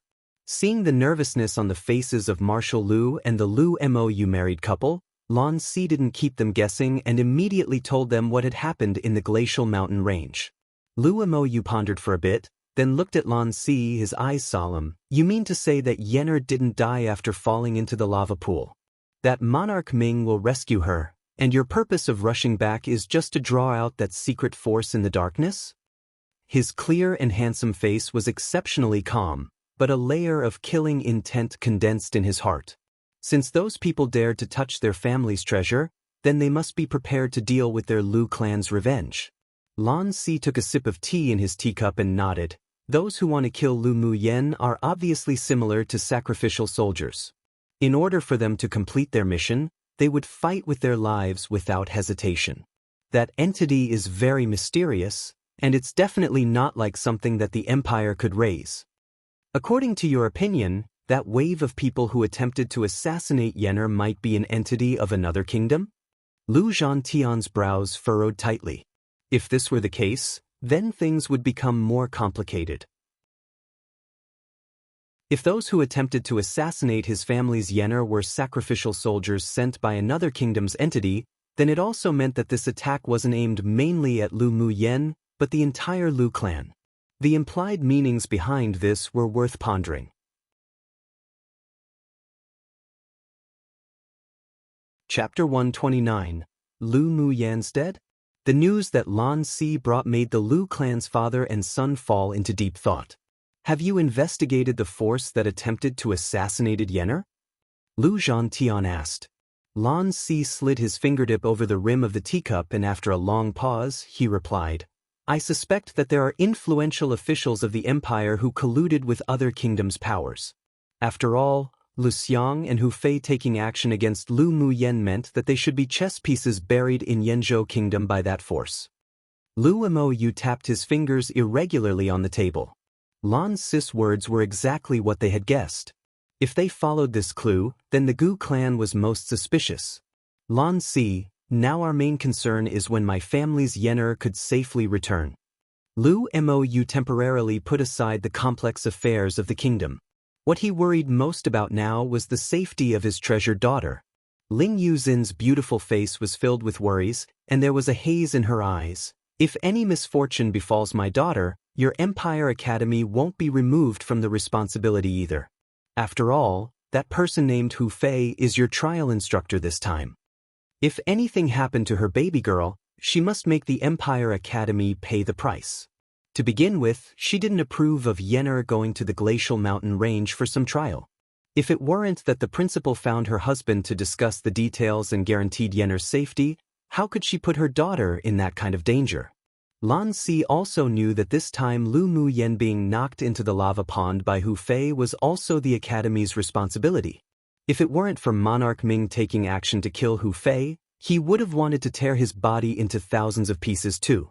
Originally, he was just left as bait for fishing, but who knew he turned out to be a scourge in the end? This was also a lesson to be learned. Don't worry. I can guarantee that Lu Muyen will be fine. With the strength of Monarch Ming, he probably already found Lu Muyen. If even then she died, then Monarch Ming needn't bother living. Despite hearing such assurance from Lan Si, the hearts of those in the Lu clan were still not at ease. Now, Ling Yuxin always carried the soul tablet, which had Lu Muyen's soul energy within it, everywhere. Only when the soul tablet was intact could they temporarily feel relieved. In a beautiful, imposing, and majestic mansion in the imperial capital, Gu Yanran played chess with Gu Yuankai in the study, when a black-clothed man suddenly appeared in the room on one knee. Gu Yuankai stared at the chess game without lifting his eyelids and asked, "Is Lu Muyen really dead?" The man in black replied respectfully, "This subordinate has discovered what happened that day. If there's no accident, then Lu Muyen would definitely have died." Then he revealed the news that he inquired about, and he didn't hide the fact that Monarch Ming went into the lava to search for Lu Muyen. Gu Yanran's originally gentle and pleasant temperament had already undergone earth-shaking changes. There was always a lingering haze on her face, unable to be rid of, her face was pale, and her entire person looked gloomy and depressive.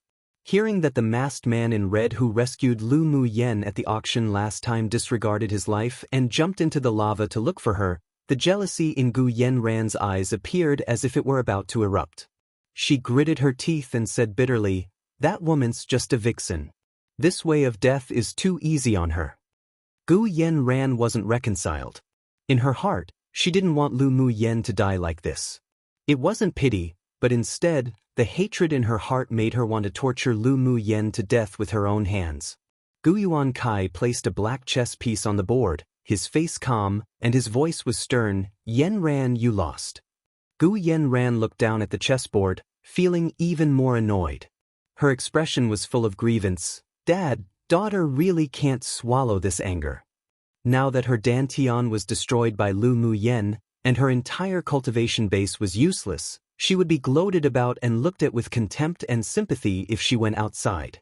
How she hated! Once she was the most dazzling pearl in the freshman class of the Empire Academy. Lu Mu Yen was just a trash grit that chased after Qi Xian. Now she also tasted what it felt like to become trash, but it also made her feel even more resentful against Lu Mu Yen. Come and read on our website Wuxia World site. Thanks, Yenran. That person already promised to repair your dantian after the matter's done. The loss of your cultivation base is only temporary. Lu Mu Yen is also just a touchstone for you to grow into a strong person. You shouldn't accumulate too much resentment against her, otherwise you'll definitely be troubled by heart demons in the future. Gu Yuan Kai was a clear-headed and rational person. He didn't agree with his daughter's endless hatred towards Lu Mu Yen. If a heart demon appeared, then it'd be exceptionally difficult in the future to advance to a high-level swordmaster. Gu Yenran also knew that what her dad said was truth, but the long-standing grievances had already been buried in her, so how could it be resolved? Unless she personally killed Lu Mu Yen, then could her hatred be dispelled? Dad, when that time comes, I want to massacre the Lu clan with my own hands. A ruthless look flashed in Gu Yenran's eyes. Even if Lu Mu Yen died, she'd also make the Lu clan pay the price by having their entire clan exterminated. Gu Yuan Kai not only didn't feel frightened by Gu Yenran's cruelty but was instead very gratified. This was right. This was the daughter he had carefully nurtured. Alright, I'll let you personally exterminate the entire Lu clan when that time comes. The next day, Lu Zhantian took Lu Mou into the palace to find the emperor and the imperial teacher to settle their debts, and also personally led people to smash the Empire Academy's inscribed boards. Afterwards, the door of the Lu clan remained closed and there was a faint sound of crying that came from within. This also confirmed the news that Lu Mu Yen had died in the glacial mountain range. In addition to those who gloated and watched the good show, there were also some people who sympathized and felt sorry about it. The Lu clan's father and son did this as they wanted to let the secret forces in the dark relax their vigilance and lure the snake out of the cave. As if they would tolerate venomous snakes on the bed, spying from the darkness one. Failure to remove them wasn't only harmful to the Lu clan, but also to the entire empire. A secret room in the imperial palace. A middle-aged man in a purple robe sat on the main seat, and the Emperor Yun Tianchen and imperial teacher Yun Song sat beneath him with respectful expressions. The man held a string of Buddhist beads in his hand. Each black bead was very smooth, and could be seen that it was caused by frequent rubbing. Lu Mu Yen is really dead? According to the current information, she should be dead. Yun Song sighed. It was a pity for such a good seedling that was Lu Mu Yen. He originally even wanted Wang Lin to focus on raising her. Yun Tianchen was silent for a while and said, "I feel that Lu Mu Yen may not be dead." Hearing what the emperor said, the purple-clothed man's expressionless face displayed a bit of interest. "Why do you say so?" "I found that the Lu clan's reaction to the news of Lu Mu Yan's death appeared normal on the surface, but there's just something that feels wrong." Yun Tianchen paused, then continued to say, "I know that all the descendants of the Lu clan's main bloodline have a soul tablet. You would know whether one's dead or not by looking at the soul tablet, so whether Lu Mu Yen was dead or not after falling into the lava pool, the Lu clan would know the clearest." coming to the imperial palace to cause trouble and smashing the Empire Academy's inscribed board, although it appeared to be venting, but based on my understanding of the Marshal and General Lu, if the Lu girl really died, then they would definitely have already done something crazy long ago, and not just touched the surface of things. Yun Song furrowed his brows and asked, "You mean to say they did it for others to see?" "Indeed. Let alone the Lu clan's fear of that hidden power, even our imperial family must also find the power that will secretly endanger Yanzhou Kingdom." Yun Tianqian nodded. The middle-aged man in purple chuckled lightly, and his eyes that looked at Yun Tianqian carried a rare hint of admiration. "Indeed. The Lu clan is indeed pretending. That old little kid Lu Zhantian already came to find this eminence too to discuss this. One, I think it's a play on, how could one tolerate people snoring by their side on the bed? Also meaning, how could one tolerate others encroaching on own territory? Similar idea, how could one allow snakes to encroach their territory? Two, honestly, Chinese people and their love of addressing themselves with their own titles instead of me/I to show their status, like, this highness used by Ming Xiu, this monarch used by Bing Ji, now used by this person Elo. I even considered this magnificence to translate, but that's just too much now, huh? Honestly, I'm just randomly assigning a word to them now. XD after translating, to sword venerable, I even considered changing to this venerable, but even when the same word is used, sometimes it might have slightly different connotations, so I left it. Plus, I wasn't bothered, huh? Now, I just remembered that there's still Your Excellency that I haven't used. Who should I use that for next, huh? Chapter 130. The Imperial Family's Attitude. Yun Tianqian and Yun Song looked at the purple-clothed man in surprise.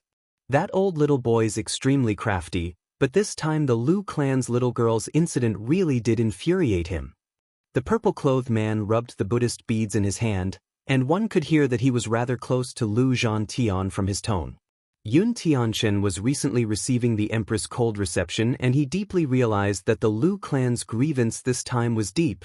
Imperial grandfather, what do we need to do as the imperial family? The relationship between he and Lu Moz was already cold to begin with in the recent 2 years.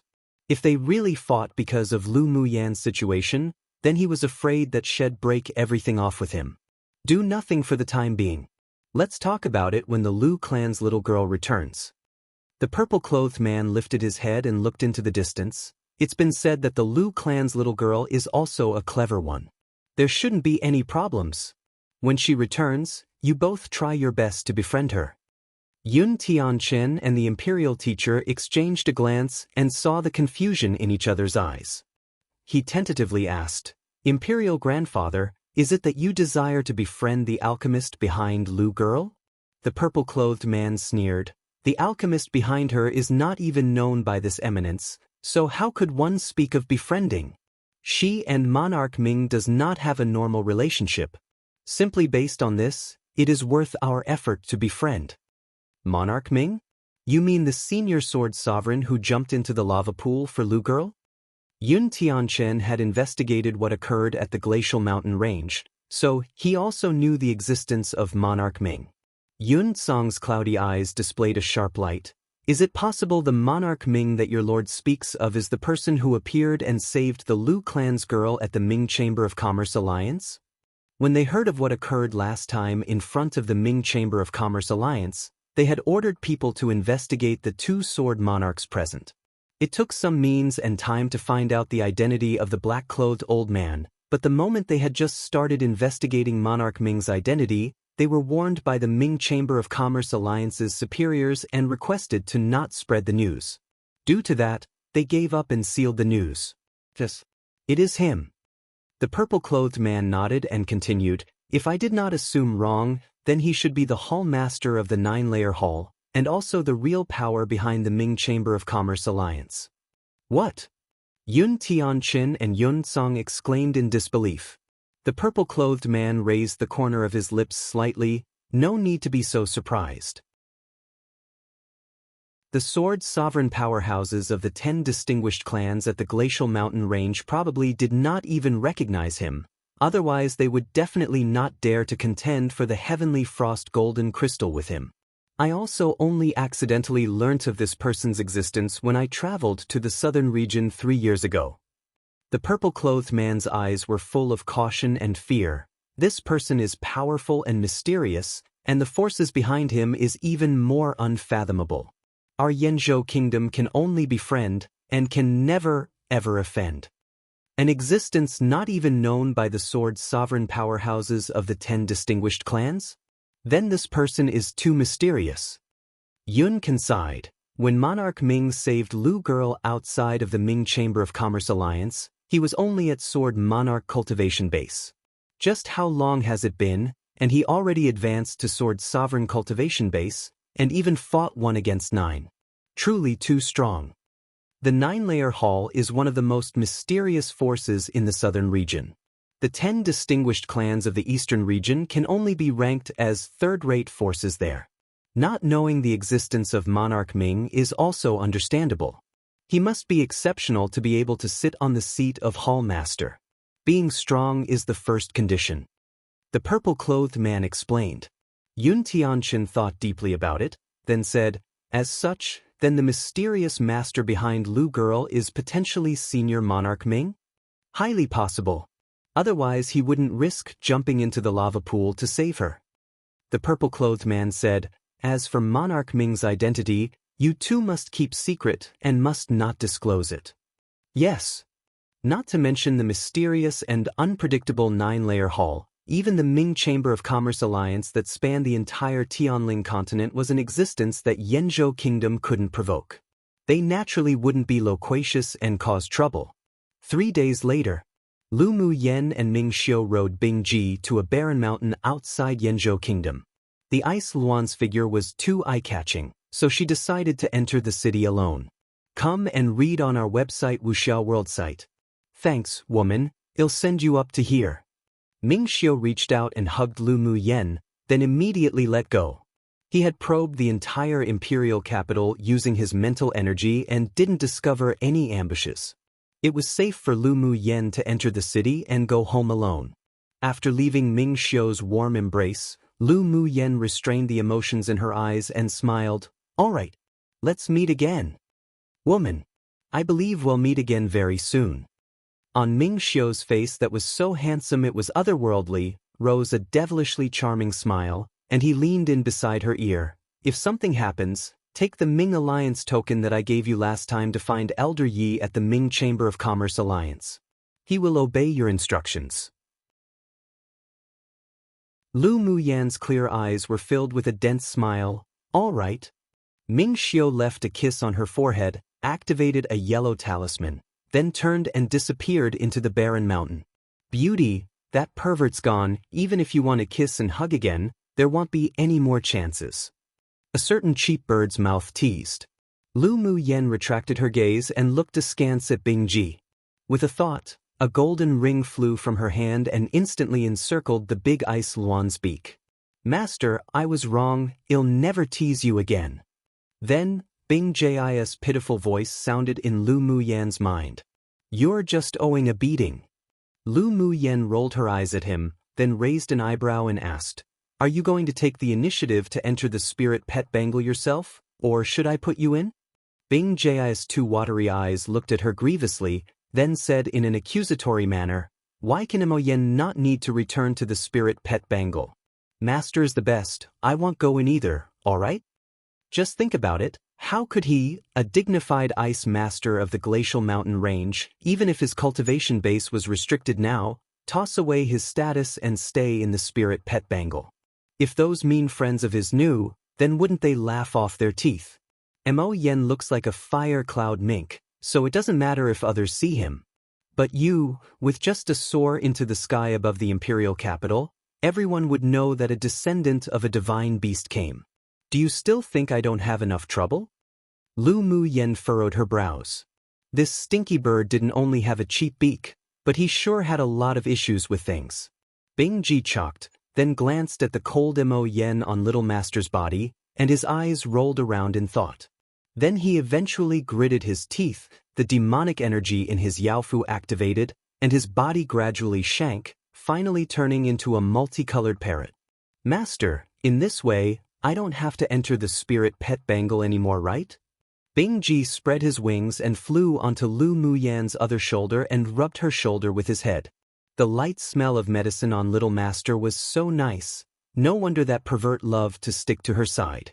Seeing Bingji transform from a giant, tsundere, and extraordinarily beautiful descendant of divine beasts into an ostentatious multicolored parrot, Lu Muyan's eyelids couldn't help but twitch. The visual difference was too big. It's fine for you to stay outside, but you're not allowed to cause me any trouble, otherwise I'll pluck out all your feathers. Lu Muyan flicked Bingji on the head with her fingers as a warning. This restless stinky bird probably couldn't be locked away either, so she might as well place him beneath her eyes and watch him. Then the little white snake on her wrist flicked its forked tongue out at Bingji, expressing its dislike. Master belonged to it. This sinky bird was so detestable. Mo Yen also gave Bingji a cold eye, scorned at being associated with him, and spontaneously disappeared from Lu Muyan's shoulder, entering the spirit pet bangle. Lu Muyan held her forehead. Her place was almost becoming a demonic beast den. Note: oh, I can't wait till it really becomes a demonic beast den.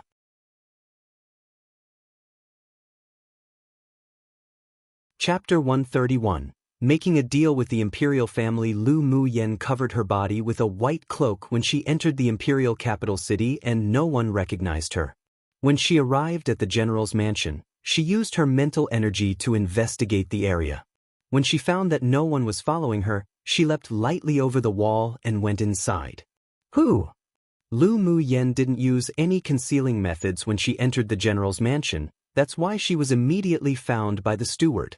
She took off the cloak over her head, revealing a stunning face, and shouted with an affectionate smile, "Grandpa! Young Miss has finally returned." Seeing the visitor was Lu Muyan, Steward Yi was so emotional that he had tears in his eyes. He also knew that the rumors outside weren't true. Lu Muyan stepped forward to support him. "Grandpa Yi, don't worry about me, I've got good luck." Young Miss is worthy, so you must have heaven's help." Steward Yi quickly wiped his eyes and said with a smile, "Quickly go to the secret room. The marshal and general are discussing your business." "All right, Grandpa, I'll go first then." There was a secret passage under an empty courtyard of the Lu clan which contained several practice rooms and a secret room equipped with arrays. Only people with the recognized aura of the Lu clan could enter. Lu Muyan walked to the door of the secret room, put her hands on the stone wall of the secret room, then merged her aura into the stone wall, and a stone door opened in the middle. As soon as she walked into the stone wall, she saw two pairs of excited eyes staring at her. "Yenner!"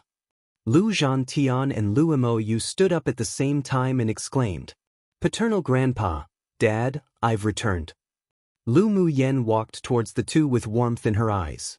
Lu Zhantian was so excited his face flushed entirely red. "You stinky girl finally returned. We were so anxious." "As long as you've returned." Lu Mo's handsome and elegant face also revealed a rare expression of having peace of mind. "Just what's going on?" Lu Zhantian took Lu Muyan to sit down and ask. Lu Muyan also didn't conceal anything and briefly recounted what occurred in the glacial mountain range. She didn't even conceal the matter of subduing the spirit flame and Bingji. These were all family that she could trust, so she'd tell them the truth. So that's how it was. Our Lu clan really owes Monarch Ming a huge personal favor. Lu Zhantian felt lingering fear in his heart after hearing it and had gratitude in his tone. If it weren't for the ice bangle that Monarch Ming gave Yenner, his family's Yenner might just have been buried in the lava. Lu Mo nodded in agreement. No matter how strong he is, our Lu clan will definitely repay this kindness. Lu Muyan couldn't really speak and stop them. She couldn't just tell her paternal grandfather and father that Ming Xiu, that guy, in actual fact, fell in love with her, right? Although she and Ming Xiu both had that sort of meaning, but there wasn't even the first stroke of the character for 8-1, it still wasn't time to tell her family. "This is the Tier 8 ice Luan you contracted?" Lu Zhantian's tone carried a little bit of doubt. No matter whether Lu Zhantian looked left or right at the colorful parrot on his granddaughter's shoulder, it didn't appear to be a Tier 8 demonic beast. Bing Jie's forehead was creased heavily. His lifetime's reputation was ruined just like this? Well, he turned into a colorful parrot himself. Otherwise it'd be too eye-catching to go out in the true form of an ice swan. That's true. It's better to hide it like this. Lu Zhantian also hoped that his granddaughter would be low-key for the time being. Master, please take off the golden ring from my mouth. I promise I won't speak nonsense. Lu Muyen narrowed her eyes at him and threw a few cold knives too over at him. It'd be strange if she believed this stinky bird's mouth. What if he tells them everything about her and Ming Xiu? Then she wouldn't know how to deal with her paternal grandfather and father at all. Come and read on our website Wuxia World site.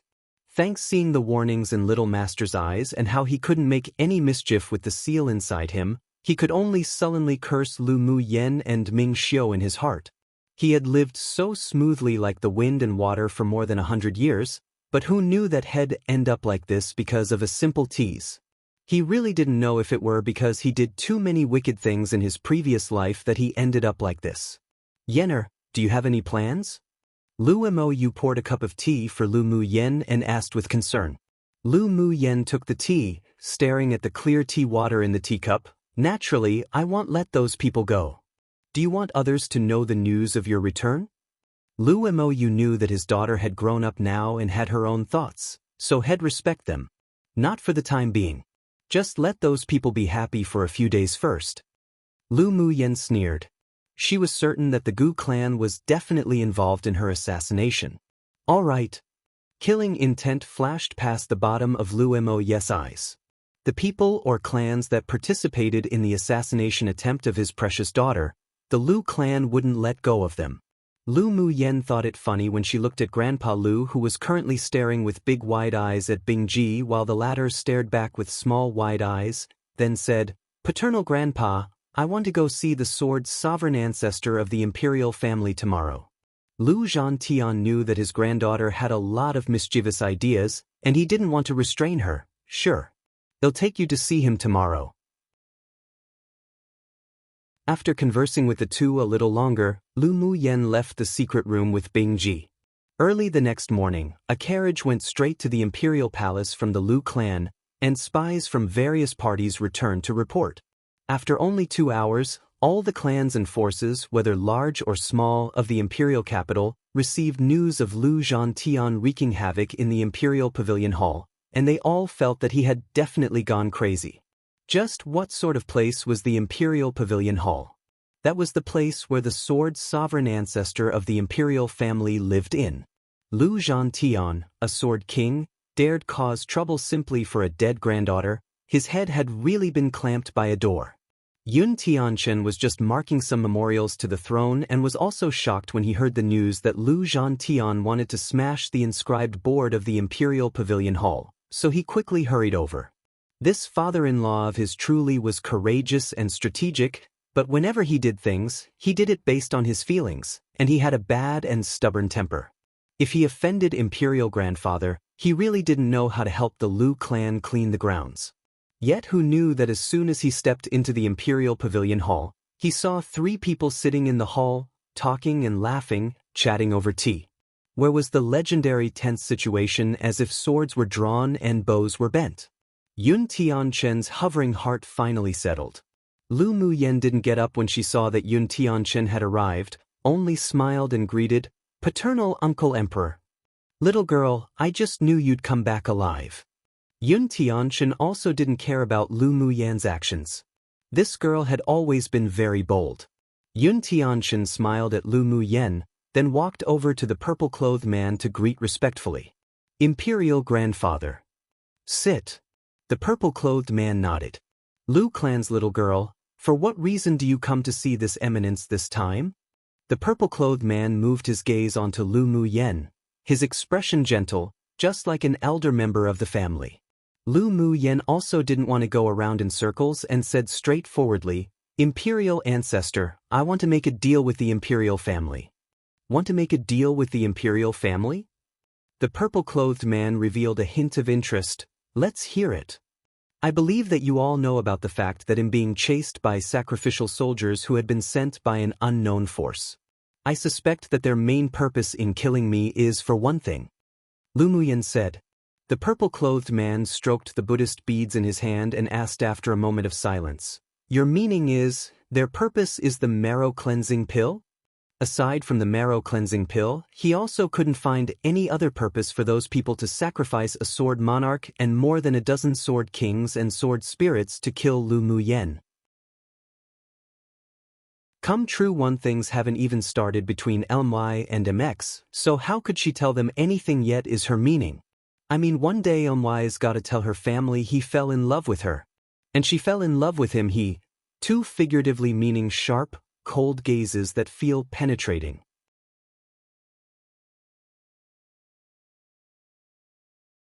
Chapter 132. Love-making poison. Gu Yuntianchen and Lu Zhantian had different reactions after listening to the conversation between the two. Lu Zhantian exuded a chill, secretly hunting down his granddaughter just for some pills. Those people truly deserve to die. Meanwhile, Yuntianchen's eyes revealed slight confusion. If it's for the marrow-cleansing pill, then shouldn't they try to catch Lu girl? Why do they want to assassinate her instead? The purple-clothed man looked at Lu Muyan meaningfully and smiled. What do you think, little girl? If the enemy kingdom had a person who owned marrow-cleansing pills, and who could also refine the energy-nourishing pill, but was the granddaughter of a great marshal who can't be used for themselves, then what would you all do if it were you? Lu Muyan asked with a light smile. Yun Tianchen answered, naturally kill. Then he pondered for a while and said, so that's how it is. It seems that the mastermind behind that force is an enemy kingdom of Yanzhou Kingdom. Paternal Uncle Emperor, have you ever felt tired recently during the day, but at night, you'd be as vigorous as a dragon and as lively as a tiger? Lu Muyan looked at Yun Tianchen with a smile that wasn't quite a smile. Yun Tianchen was taken aback and smiled somewhat awkwardly. There has indeed been such a situation in recent months. Could there be something wrong? He had long suspected that something was wrong with his body, but the empire's physicians and alchemists had all checked him and there was no major problem. Of course something's wrong. Lu Muyan continued, can I feel your pulse? Sure. He didn't doubt Lu Muyan's medical skills. He had never told outsiders about his symptoms, so since she could tell his symptoms, then she must have an extraordinary side.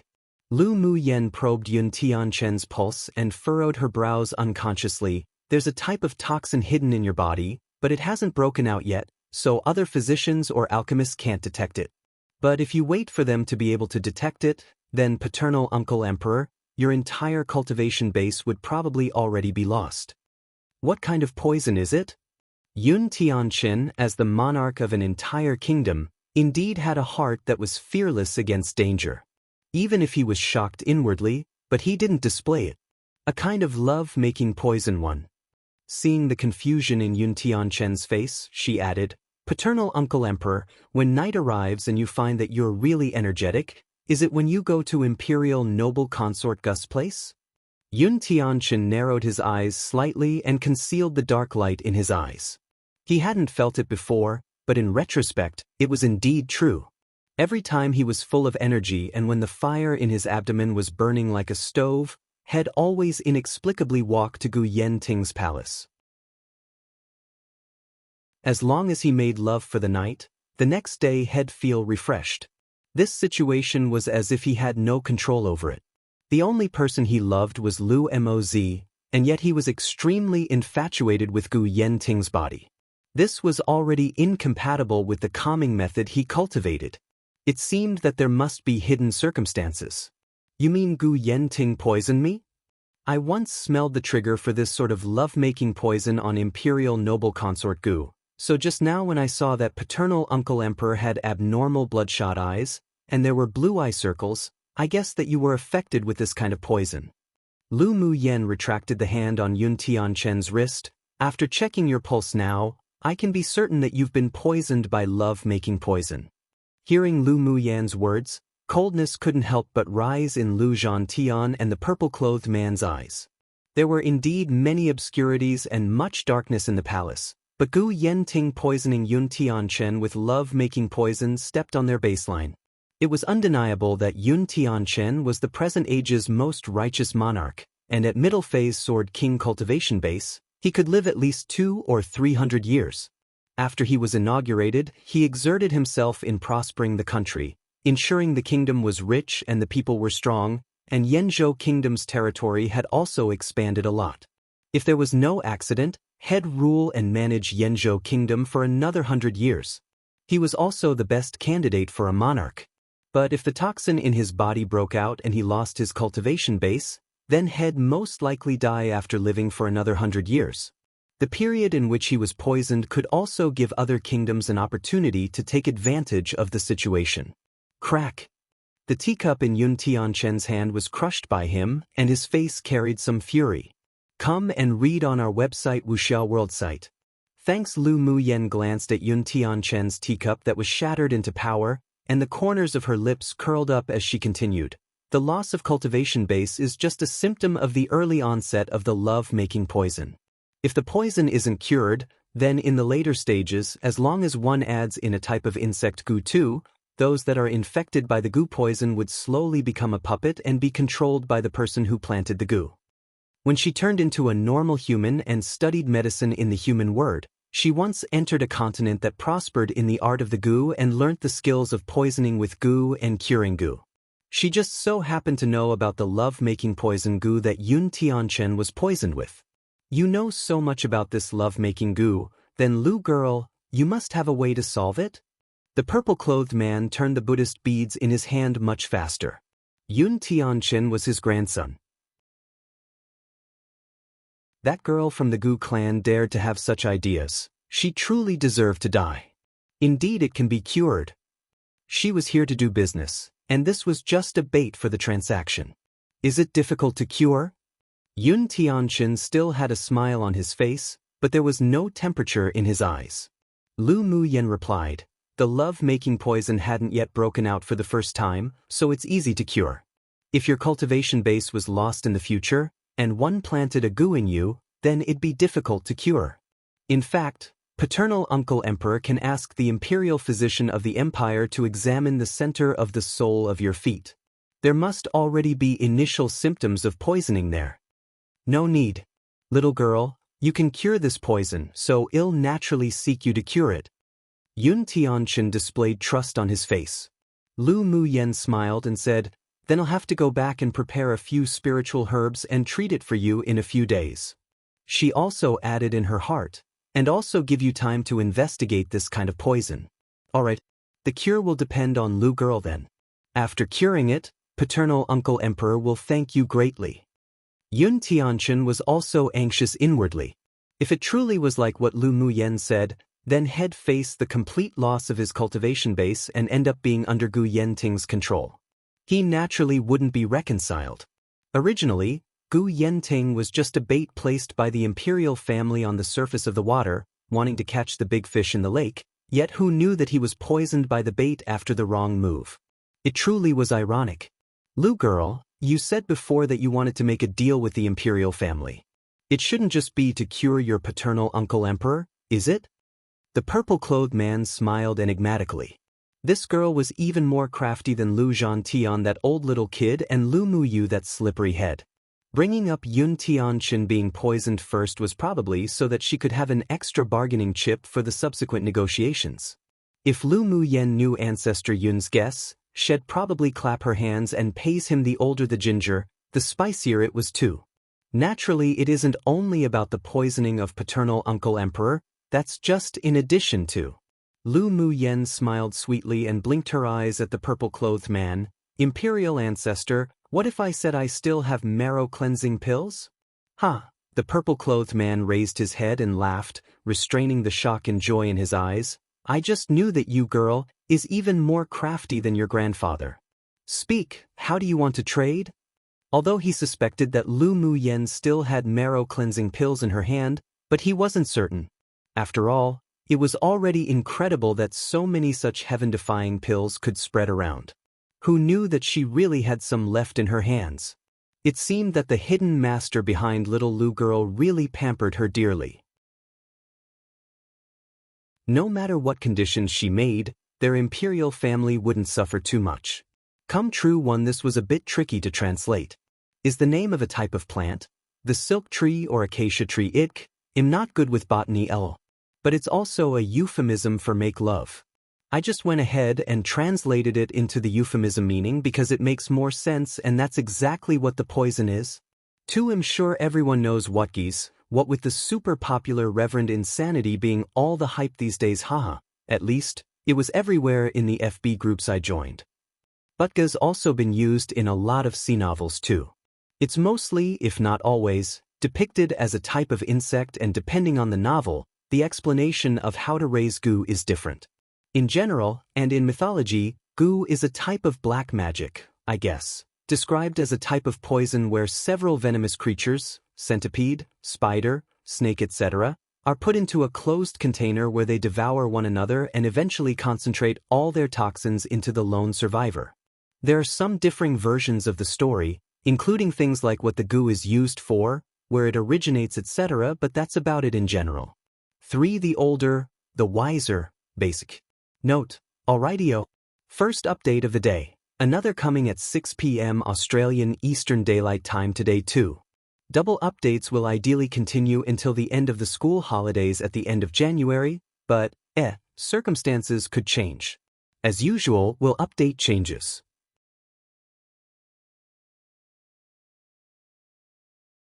Chapter 133. Reach a deal. Both Yun Tianchen and Lu Zhantian were eagerly waiting to see what conditions for trade Lu Muyen was going to propose. Lu girl, how many marrow cleansing pills do you still have? The purple-robed man's action of rubbing the Buddhist beads stopped and asked. Lu Muyen stretched out 3 fingers. There are 3 more. All of which can be traded to the imperial family. Alright. This eminence will allow you to make 3 conditions. As long as our imperial family can do it, we will promise you. Seeing Lu Muyen, this little girl, being so straightforward, the Yun clan's ancestor also bluntly promised. And in his heart he thought, this girl sure could hide things well. There were actually 3 more marrow cleansing pills. With his guess, that probably wasn't all. If he let those old things from the other clans know about it, then he might have to personally go out and request the pills for the imperial family. It was better to keep this a secret. Lu Muyen smiled sweetly, like a little sly fox. All right, imperial ancestor is much more straightforward than paternal uncle emperor. The corner of Yun Tianchen's mouth twitched. Last time this girl had extorted him using the energy-nourishing pill, and he only just hesitated for a little bit. Where was he not straightforward? She sure could hold grudges. Lu Muyen ignored Yun Tianchen's gaze that carried slight aggrievement and said to the Yun clan's ancestor, then I won't be polite in making my requests. Make them. First, if the Gu clan participated in the plan to assassinate me, then I want a right to deal with everyone in the Gu clan, including imperial noble consort Gu. Lu Muyen's eyes were sharp. She wouldn't allow the venomous snake of their Lu clan be handed over to anyone else to deal with. The Gu clan felt too weird to her, especially the use of borrowing external forces to forcibly advance their cultivation base, which was the same as those assassins. They definitely wouldn't be as simple as they appeared on the surface, and being merchants for royalty was probably also just a cover. Alright, even if you don't touch the Gu clan, this eminence won't let them go either. There was a deep chill in the eyes of the Yun clan's ancestor. They dared to scheme against Yenzhou Kingdom's emperor, so they must prepare themselves to pay the price. Now that the Lu clan's girl wanted to deal with them, then he was happy to shake his hand off this matter. Lu Muyen nodded and continued. Second, our Lu clan wants to build a private army of our own, not affiliated to the imperial family, but will never betray Yenzhou Kingdom. Yun Tianchen revealed a look of surprise. This Lu girl's courage was truly huge. His feelings of affection to the Lu clan were stronger than his wariness of them, so he wouldn't object it. He just turned his eyes to the purple-clothed man to wait for him to decide. The Yun clan's ancestor thought for a bit, then agreed, you can, but the number of people must not exceed 100. This girl, Lu Muyen, was a famous alchemist, and was also backed by Ming Xiu and the others. It wasn't difficult to build a strong private army. In order to not threaten the interests of the imperial family, he could agree, but must limit the number of people. 100 people would affect the imperial family but had no subversive power. No problem. Lu Muyen smiled lightly and agreed. Good armies weren't about quantity, but about quality. The limit of 100 soldiers was also acceptable to her. The last point, you must allow me complete access and to take as I please from the imperial family's spiritual herb treasury. Seeing the Yun clan's ancestor and Yun Tianchen's expressions changed, she chuckled and added, "Of course, I won't take randomly, let alone empty the imperial family's spiritual herb treasury. Instead, I'll use certain pills to compensate, such as the energy-nourishing pill I gave you before." The list she issued last time contained a lot of rare spiritual herbs, and the imperial family provided them all. If she wanted to raise 100 people for the private army of the Lu clan, then it was naturally better to use other people's resources. Being able to save some of her own was a portion saved. Hearing Lu Muyen mention the energy-nourishing pill, Yun Tianchen's eyes lit up, and when the Yun clan's ancestor remembered what the enshrined alchemist had said, he was also interested now. The energy-nourishing pill had miraculous effects on internal and external injuries. Within it, there were several spiritual herb ingredients that even the enshrined Grade 3 alchemist, who had studied it for several months, couldn't figure out what they were. If one wanted to obtain it, they had to find Lu Muyen. Come and read on our website Wuxia World site. Thanks, we can promise you, but if it's just providing energy-nourishing pills and if the amount is too small, it wouldn't be effective on the battlefield. So we need you to reproduce a copy for the imperial family. The Yun clan's ancestor knew this request could be a little too much. After all, pill formulas were as precious as the life of an alchemist. But if Yanzhou Kingdom wanted to use it on the battlefield in large quantities, obviously it was impossible to wait for Lu Muyen to slowly refine it. The problem he thought about, Lu Muyen also was thinking about. As if she had that much energy to refine a large quantity of energy-nourishing pills or other pills to provide them. It was just a copy of the pill formula. She was also thinking the same, so she was happy to be more relaxed. I can. After she spoke, she immediately took out a blank jade slip, put it on her head, and she used her mental energy to replicate a copy of the energy-nourishing pill formula.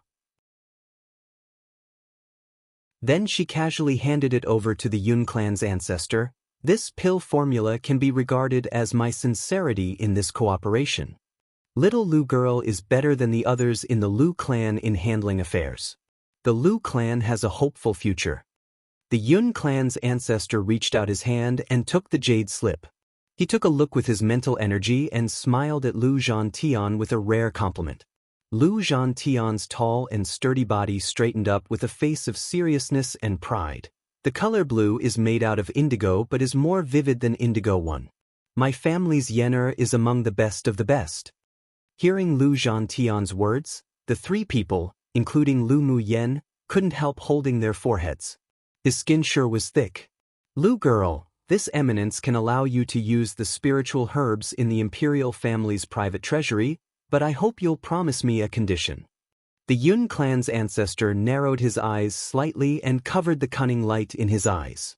Lu Muyen took a sip of tea and asked slowly, Imperial ancestor, please say. If your Lu clan wants to build a private army, then they must be raised with pills, right? The Yun clan's ancestor said with a smile. That's natural. I suppose the imperial ancestor wants the pills in providing for the Lu clan's private army?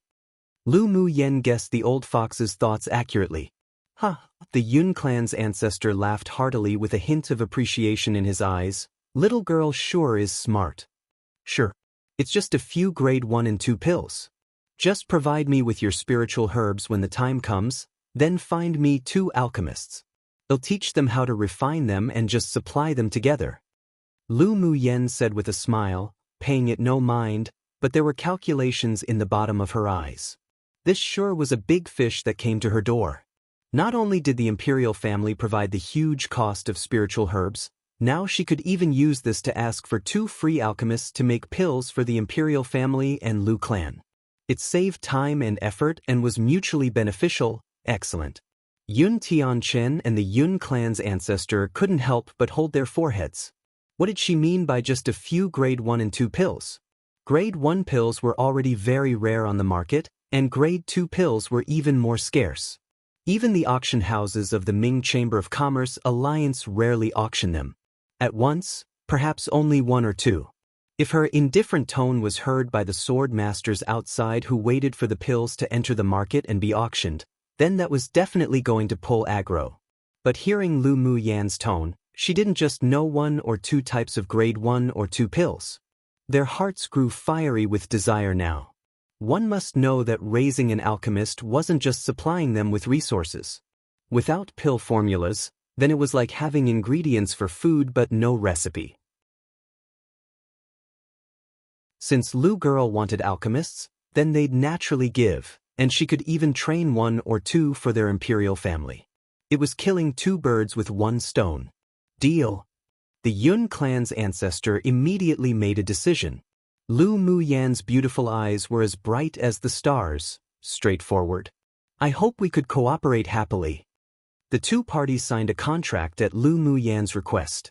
When they left the Imperial Pavilion Hall, Lu Zhantian quickly stuffed Lu Mu Yan into the carriage, then ran outside the hall and began to yell and curse, making the hidden spies unable to resist lighting a candle for him. Come true one, so this idiom just means the student surpasses the master.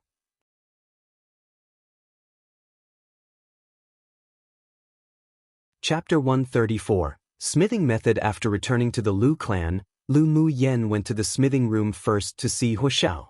There was a secret courtyard in the Lu clan which was basically unknown to outsiders. After Huxiao arrived with Lu Mu Yan's letter, Lu Mo Yu arranged for him to live in it.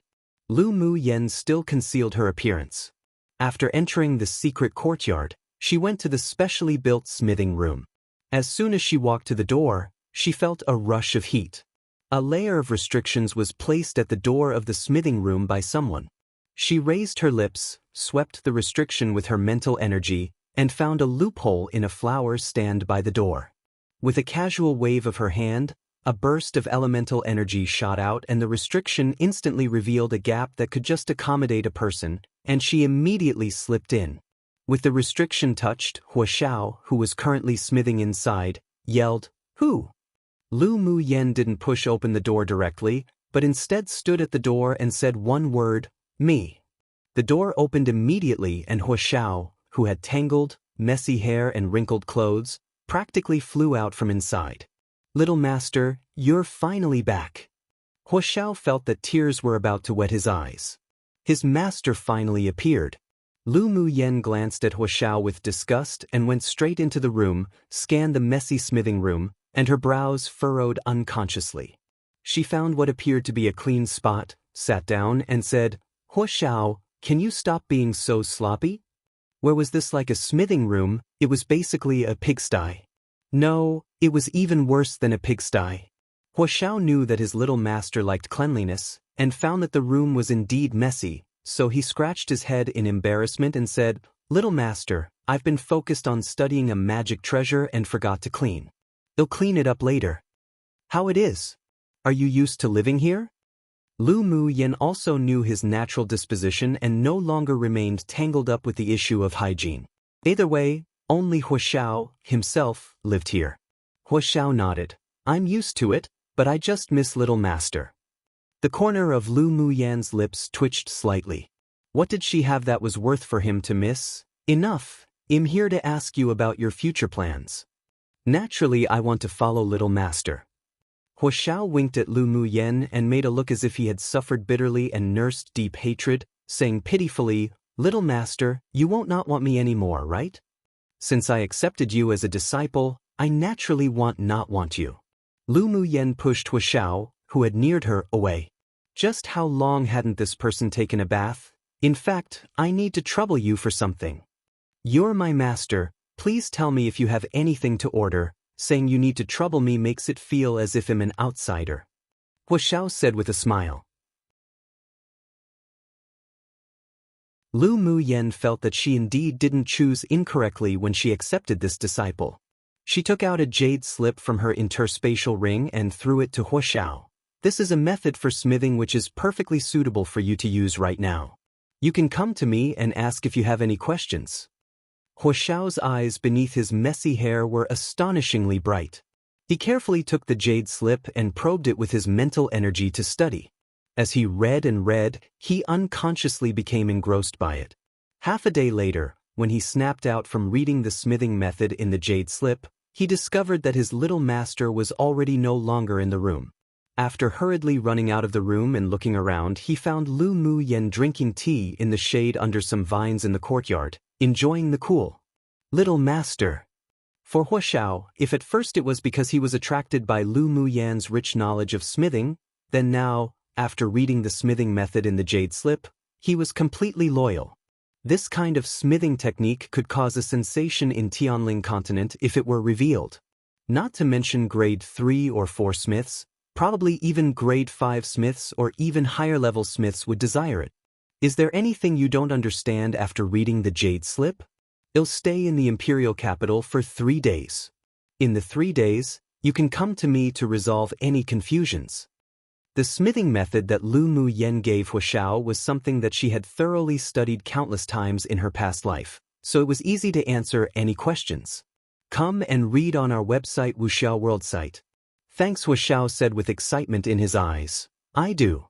There's a part in this smithing method that said, Huaxiao told her all the parts he didn't understand before, and after Lu Muyen heard it, she gave out incisive answers with 2 or 3 sentences, which made him suddenly become enlightened. He didn't dare to underestimate this little master even more. There was even a feeling of worship for her that rose within him. One questioned and one answered like this for most of the day. Within the 3 days, Huaxiao was constantly studying this smithing method, and whenever he encountered any incomprehensible parts, he would go to the courtyard and ask Lu Muyen. Lu Muyen also didn't conceal anything and clarified for him one by one. On the 3rd night, Lu Muyen discussed with him again before leaving.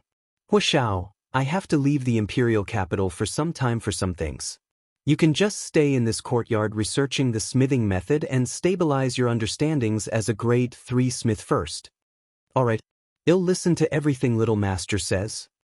Huaxiao was currently completely convinced by Lu Muyen, and there was only one thought in his heart. He'd follow her all his life with thickened skin and be hard to shake off. Lu Muyen smiled with satisfaction and said, I'm going to build a private army of 100 people for the Lu clan. Their magic treasures will be handed over to you to forge, and I'll let my dad send you the materials. What were disciples used for? After teaching, naturally they were used for hard work. Alright, I must build a private army with the strongest forces for master. With little master's smithing methods, his smithing skills would be even better. Making high-quality magic treasures for 100 people would merely take some time and effort, but it was his honor to do things for his master. Lu Muyen nodded with a small smile and stretched out her hand to pat the cleaned Huaxiao. Smithing is a must, but you must also take care of your body too. Little master, you'll combine work and rest like you said, so you can go to the Yi clan with an ease of heart. Leave the magic treasures the Lu clan needs to me. Huaxiao was deeply moved in his heart.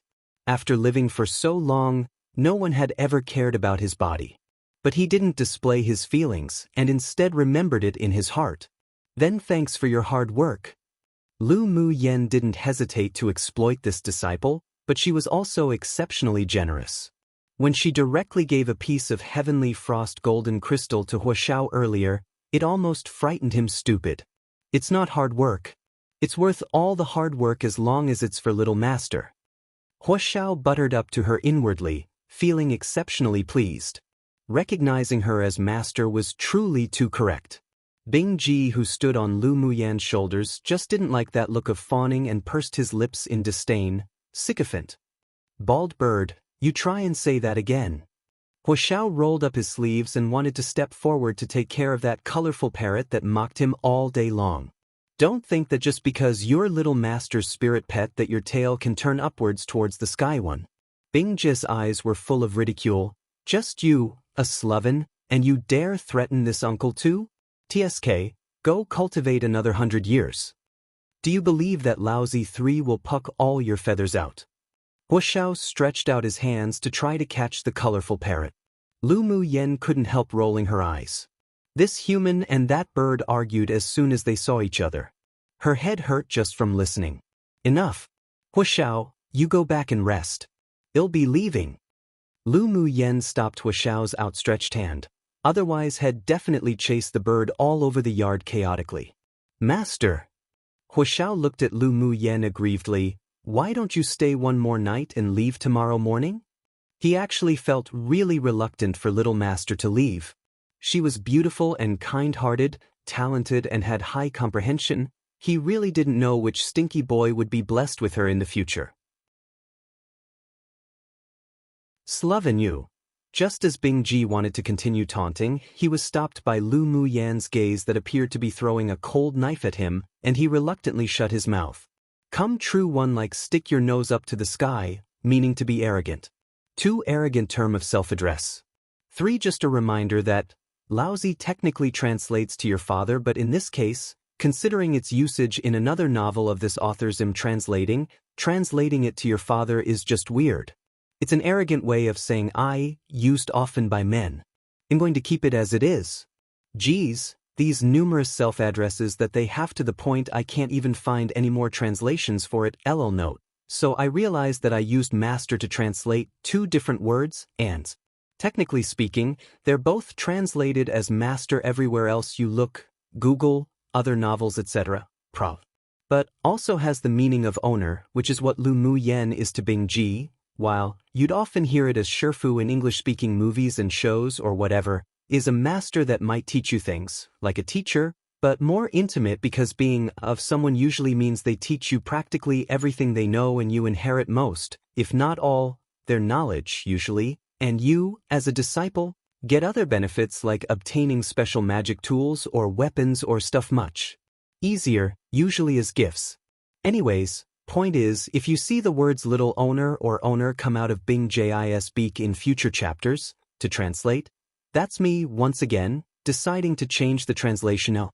Which means I'll also once again go back to change the translation in previous chapters, when I'm bothered XD.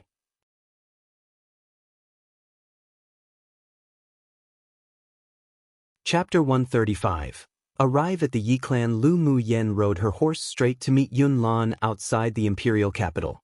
She asked Lu Zhantian and Lu Mou, for the time being, to carefully select 200 sword masters with potential from the Lu clan's army, and then shall personally select 100 of them to raise as private soldiers after returning from the Yi clan.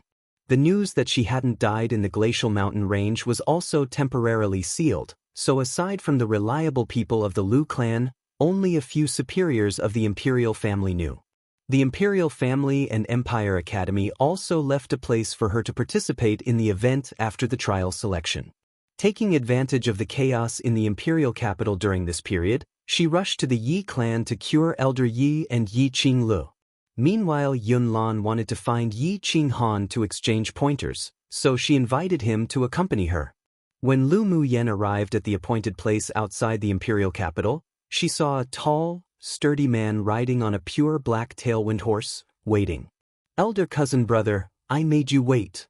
Lu Mu Yen rode up to Yun Lan's side and said apologetically with a smile. Yun Lan turned his head with compassion in his eyes. No problem, I also just arrived. Let's go.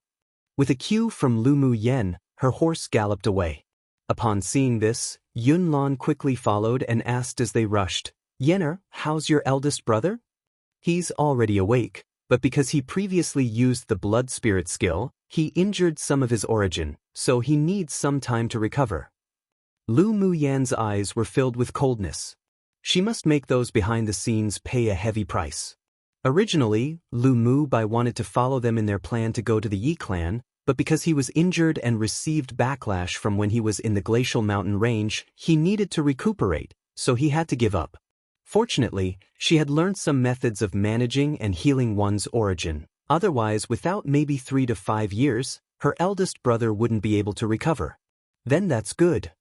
Yun Lan sighed in relief. Yenner, how do you plan on taking care of the Gu clan? The methods used by those in black to forcibly increase their strength was exactly the same as that displayed by Gu Yenran.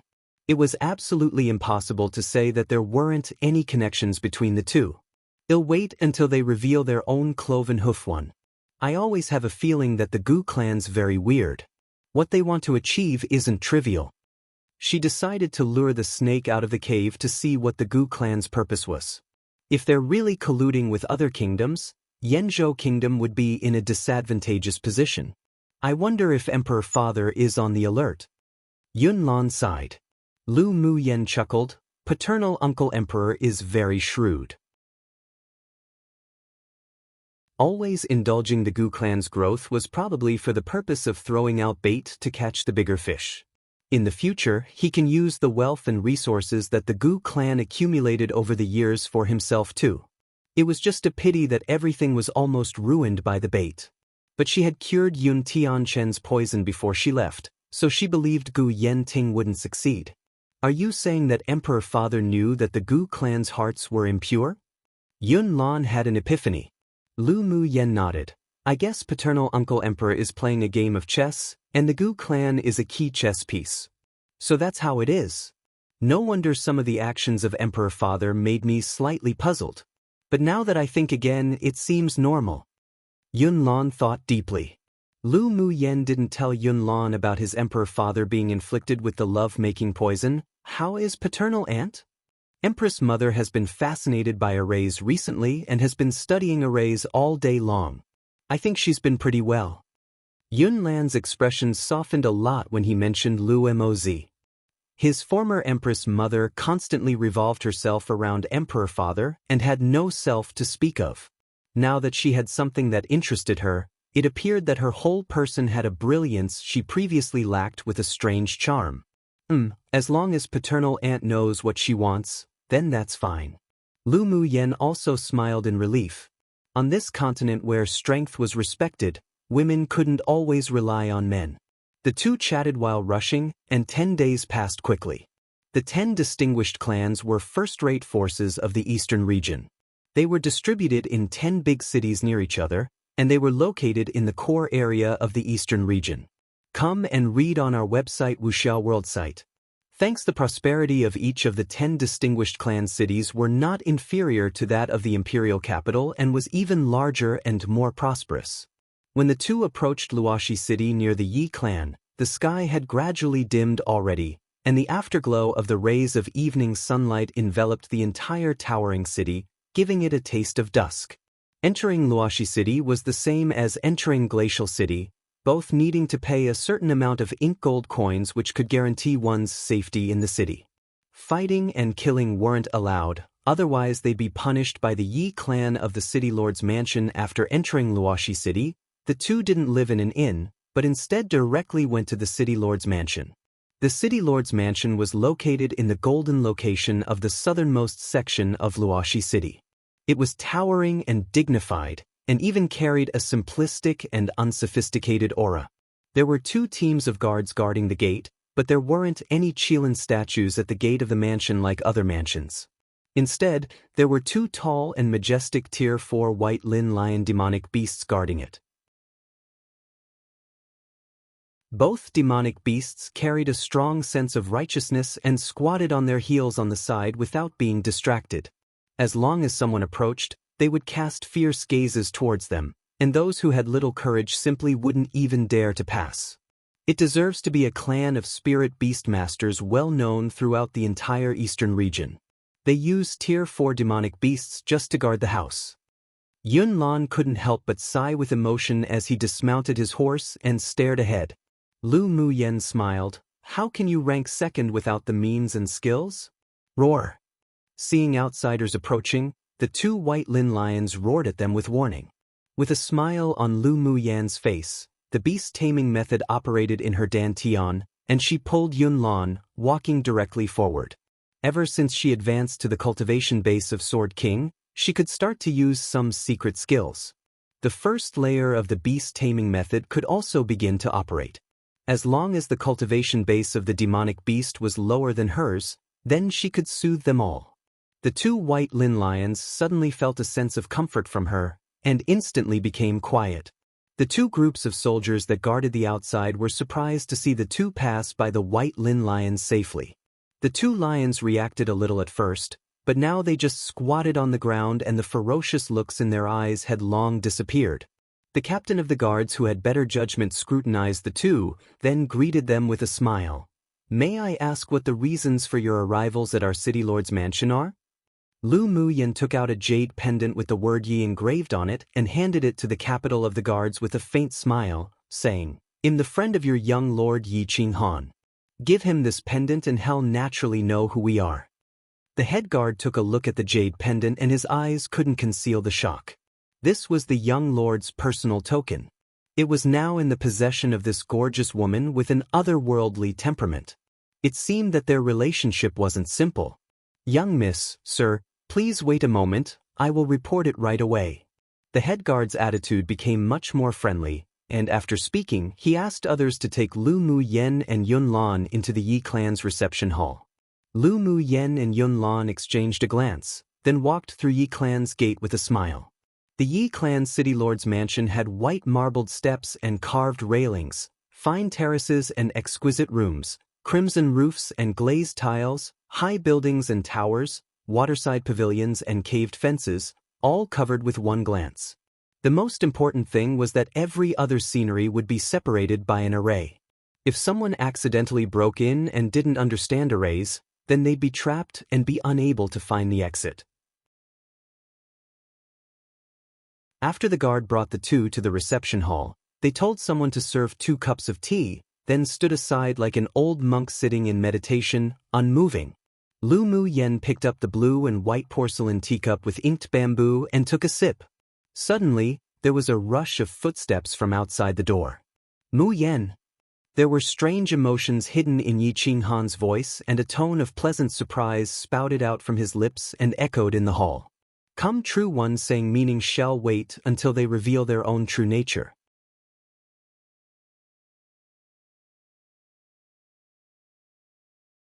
Chapter 136. First time casting her interpersonal network, one first heard his voice, then saw his person.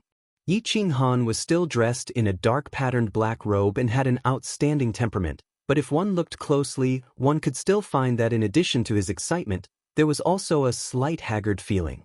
"Qinghan." Lu Muyen put down the teacup and stood up with a smile. Yun Lan also got up and greeted, "Young Lord Yi." When Yi Qinghan saw that aside from Lu Muyen, Yun Lan also came, he was surprised in his heart but didn't reveal it on his face. There was still a slight smile on his face. "Muyen, third prince, take a seat." Yi Qinghan sat down opposite the two of them and there was less of a feeling of distance compared to when he faced others. "Muyen, third prince, you two didn't even send a message before you came, I could have prepared." He didn't want to believe that Lu Muyen was dead when he was in the glacial mountain range. He originally wanted to wait for her to come out of the lava pool, yet who knew that he and his younger sister were forcefully knocked unconscious by his little paternal uncle and taken away. After returning to the Yi clan, he had constantly been inquiring about any news of Lu Muyen. Little paternal uncle had told him that Lu Muyen was already saved by Monarch Ming, and he believed it firmly in his heart, but had been worried the entire time, and had been absent-minded in everything that he did. Now that he personally saw Lu Muyen alive without any losses, his heart that was hovering had finally been placed back down. "I came here to cure Elder Yi and Qing Lu. My elder cousin brother wanted to discuss sword skills with you. It was all spontaneously decided, so we didn't send news first." Lu Muyen smiled. "Where's Qing Lu?" "Qing Lu is attending to some guests. I've already asked people to call her." As soon as Yi Qinghan's words fell, Yi Qing Lu rushed in from outside the gate, then hugged Lu Muyen and rubbed her shoulder with her head. "Elder sister Muyen, I just knew you'd be fine." Lu Muyen's heart softened a bit and she reached out her hand to pat Yi Qing Lu's head, then said with a smile, "I've got a lot of luck." Yi Qing Lu let go of Lu Muyen and sat next to her, affectionately hugging her arm, saying, "Elder sister Muyen, you didn't even say a word in advance before coming to the Yi clan. You made elder brother and I worried to death." "Well, isn't it so that I could give you both a surprise?" Lu Muyen scraped her beautiful nose with a bit of pampering in her eyes. "I was just wondering why Qing Lu was running so fast, so it turned out that young Miss Lu came." A clear and melodious voice sounded in the hall. As soon as Lu Muyen looked up, Shifeng, Mu Yi and a beautiful woman in blue came in. This is... Lu Muyen smiled lightly and looked at the woman who spoke. She had seen this woman before, but they had never spoken to each other. My name's Wuxia. We saw each other at the glacial mountain range last time. Wuxia's attitude was rather friendly, and she wasn't hostile to Lu Muyen like Xue Ling and the others. Lu Muyen smiled softly. Greetings, young Miss Mu. Ever since the glacial mountain range, I've been more interested in young Miss Lu. Don't mind making a friend? Wuxia said naturally and unrestrained with a smile. Naturally, I don't mind. Lu Muyen usually preferred refreshing and straightforward woman, so her impression of Wuxia was rather good. Yiqing Lu smiled broadly. Elder sister Muyen, Wuxia is also my best friend. I can see it. Lu Muyen was very lenient on the lively and cheerful Yiqing Lu. Young Miss Lu, third prince. Shifeng and Mu Yi nodded to them. Lu Muyen and Yunlan also exchanged a polite greeting. Young Lord Shi, young Lord Mu. Who knew that young Miss Lu could survive even after falling into that lava pool? You've truly hidden your skills well. Mu Yi said with a smile. Come and read on our website Wuxia World site. Thanks, it was just a fluke. Lu Muyen said modestly. Mu Yi lowered his head and smiled, obviously not believing in her excuse, but he didn't say much in fear of rousing dislike from her. Yiqing Han checked the time of day and stood up, saying to the few people, dinner is ready, let's take a seat at the table together. Sure. The several people were led by Yiqing Han to the dining hall for dinner. After dinner, Yiqing Lu hugged Lu Muyen's arm tightly and said enthusiastically, Elder sister Muyen, sleep in my courtyard tonight. Lu Muyen just so happened to want to check on Yiqing Lu's body, so she nodded, sure. Young Miss Lu can heal Elder Lu's chronic illness? Shifeng remained expressionless and silent ever since their meeting to the end of the meal, and only lifted his head to ask when Lu Muyen and Yiqing Lu were about to leave. Why there was any connection between Lu Muyen and Yiqing Han? All of the 10 distinguished clans except the Ling clan had gone to investigate the reason, so they naturally also knew that Lu Muyen had treated Elder Lu before. Indeed. Lu Muyen didn't conceal it either. I came to the Yi clan this time specifically to treat Elder Lu and Qing Lu. Soon, Shed removed the fetal poison for Yiqing Lu, so instead of letting these people investigate it themselves, it was better to say it herself. It could even instead rouse good feelings of her among them. Judging from the familiarity between Mu Yi, Shifeng, and Yiqing Han, the relationship between the 3 clans in secret was probably very intimate, and there had long been an alliance. She wanted to help the Ling clan deal with the Xue clan and Xian clan, so it was the best choice to develop a good relationship with these 2 young lords. But in this continent where strength was respected, there were prerequisites for forming a good relationship. In terms of impressive family backgrounds, the Lu clan was inferior to the 10 distinguished clans, so Mu Yi and Shifeng wouldn't lower themselves on purpose to befriend her just because she was the Lu clan's descendant, or because she was the granddaughter of the Ling clan. Aside from family background, the only reason for these proud, favored children of heaven to be completely convinced and befriend someone was only strength. She was an alchemist. In others' eyes, she couldn't be compared to the alchemists of older alchemist clans like the Shi clan, but if she could cure the chronic illness and poison that even the Shi clan's grade 4 alchemist couldn't cure, then even if she didn't take the initiative, the 2 clans' younger generation would naturally want to think about befriending her. This time, she came because she thought that participating in the continental tournament for hegemony would delay some time, so she took some time out to come to the Yi clan to cure the poison for Elder Lu and Yiqing Lu first. 1, it was because of the promise, and 2, because of her affection towards them. It's just that now she actually met the Shi clan's young lord and the Mu clan's young lord, then she'd naturally have to get acquainted with and befriend them. Those that lived in this world and silently cultivated alone were generally those wandering cultivators who had no one to depend on and without anything to care about. As a daughter of the Lu clan, she needed to share the burden for her clan, and so it was also important to associate with powerful forces and cast her interpersonal network.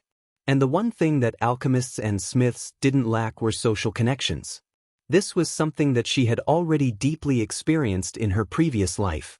A high-level alchemist or smith didn't even need to take the initiative to make friends with others, and there'd still be countless people who sent themselves to their door to weave a reliable network of connections. With one word, numerous powerhouses would become the forces behind them. This was also one of the reasons why the Shi, Mu and Yi clan have been standing in the top 3 of the 10 distinguished clans for forever, and one of the reasons why the other clans simply didn't dare to provoke them. To cure Qinglu? You can cure her fetal poison? Mu Xia's eyes were filled with bewilderment and suspicion. Although Lu Mu Yen displayed strong combat power, but the poison that even the ancestor of the Shi clan couldn't cure after trying, could a teenage sword master cure it? Obviously, it was incredulous. Shi Feng didn't display any excessive expressions on his face as usual, but there was a hint of interest in his eyes. In his heart, he also didn't think that Lu Mu Yen could cure Yi Qing's fetal poison, but he wanted to see just what she possessed to be so confident. Young Miss Lu, if you don't mind, could you let me watch how you cure the poison? Come true.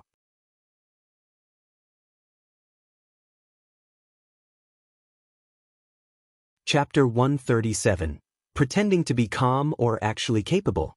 Hearing Shi Feng ask this, let alone Mu Yi and Mu Xia, even Yi Qinghan wanted to. Lu Mu Yen smiled indifferently and said, You can, but I need to treat Elder Lu's chronic illness first. Do you also want to watch? Elder Lu's chronic illness was much easier to treat than Yi Qing's fetal poison. Young Miss Lu is so generous, then I won't be polite. Shi Feng nodded. Many years ago Elder Lu was injured by a sword monarch's sword aura. His meridians were blocked and his cultivation base halted. The Yi clan also used to spend high prices to invite many pharmacists or alchemists to treat him, and even a grade 3 alchemist of their Shi clan came to see him. But in the end, they ended up unable to heal the illness. He had also studied Elder Lu's chronic illness and thought of a method, but it was too dangerous, so he had never proposed it.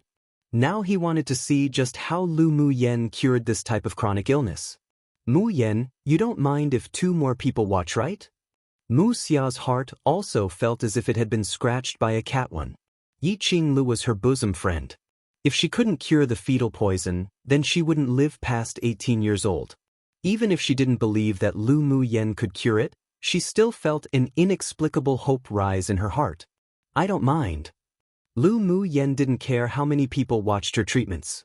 She had a calm and firm disposition, and few people could affect her from applying needles. Mu Yen is indeed straightforward. I'm definitely befriending a person like you. Mu Xia liked women who weren't pretentious, and Lu Mu Yen's straightforwardness suited her taste very well. Lu Mu Yen smiled at her, turned her head, and looked at Yi Qinghan, saying, Qinghan, find a peaceful and quiet place and invite Elder Lu over, please. All right. Yi Qinghan ordered the people behind him, then took the several people to a quiet courtyard in the Yi clan. The people chatted idly and waited, while Lu Mu Yen and Mu Xia also felt as if they had been friends for many years and were very agreeable with each other. Especially Mu Xia. She found that no matter what she was talking about, Lu Mu Yen had things to say, and was very insightful. Even Mu Yi and Shi Feng, who were sitting by their side, couldn't resist but look askance at them. About a quarter of an hour later, Yi Zhan in a simple attire, and an elegant middle-aged man walked in, followed by Elder Lu and a red-haired old man. Yi Qinghan and Yi Qinglu were surprised to see both of them. Dad, little paternal uncle? Uncle Yi, Senior Yi. Mu Yi and the others immediately stood up and greeted the two in front formally. Nephews and nieces are too polite. The elegant middle-aged man waved his hand with a smile, then cast his eyes on Lu Mu Yen and said, smiling, This is the little girl of the Lu clan, yes? Greetings, Uncle Yi. Lu Mu Yen addressed politely. We welcome you and the third prince to the Yi clan. Yi Chen displayed some kindness in his eyes, and he and Yi Zhan walked to the other side and sat down. Let's all sit. Elder Lu and the other old man in red also found a place to sit, then they looked at Lu Mu Yen together. I've heard that Lu girl doesn't mind others watching when treating illnesses. Yi Zhan and I also came to join in the fun. If it's inconvenient, then we'll leave first. Yi Chen smiled and said to Lu Muyen. Lu Muyen said neither humbly nor haughtily, "This junior does not mind." Her tone was very light, evidently not nervous about two big Buddhas too watching her. Her humble attitude carried confidence, which actually made everyone here think even highly of her. "Lu girl, feel free to let loose your hands and feet free and perform freely, we won't disturb you." This was a guarantee. Lu Muyen nodded with a smile, then walked to a seat beside Elder Lu and sat down. "Elder Lu, how have you been?" "Greetings, young Miss Lu. This old man is very glad to be able to see young Miss again." Elder Lu's tone was very affectionate towards Lu Muyen, and his eyes hid faint excitement. "Come and read on our website Wuxia World site." "Thanks, I'll take your pulse first." Elder Lu stretched out a hand and put it on the table between the two seats. "Please." Lu Muyen placed 2 fingers on Elder Lu's wrist, and she also probed into his body with a sliver of mental energy to understand the situation. After a while, she retrieved her hand and asked, "Recently, when the chronic illness breaks out, the pain isn't as severe as before, right? Ever since the last time young Miss treated me with the golden needles, I'm no longer pained to the bones, nor wish to rather die than live, which were things that I used to feel every 3 months when it breaks out. Even if there is a little feeling of pain, it was just like tickling, as if nothing." Elder Lu smiled sincerely. "Elder Lu, is it that you can now absorb some spiritual force and run it in your dantian, but it can't remain for a long time?" Lu Muyen continued to ask. Elder Lu nodded. "Indeed, but this old man is already very pleased to be able to absorb spiritual energy again. It is all thanks to young Miss treatment last time. Elder Lu is too polite." Lu Muyen smiled. "I already have a cure for your chronic illness, and I can cure it as long as I refine a pill and pair it with the golden needles. If the young Miss can truly cure this old man's chronic illness, then this old man will owe you a life." Elder Lu clasped his hands together tightly. Only he could deeply understand the feeling of having found something again that he had lost. Lu Muyen smiled lightly and said, "I had a deal with Qing Han before, and he's already paid for the fees for your treatment. I'm just here to fulfill it, so Elder Lu has no need to be this formal.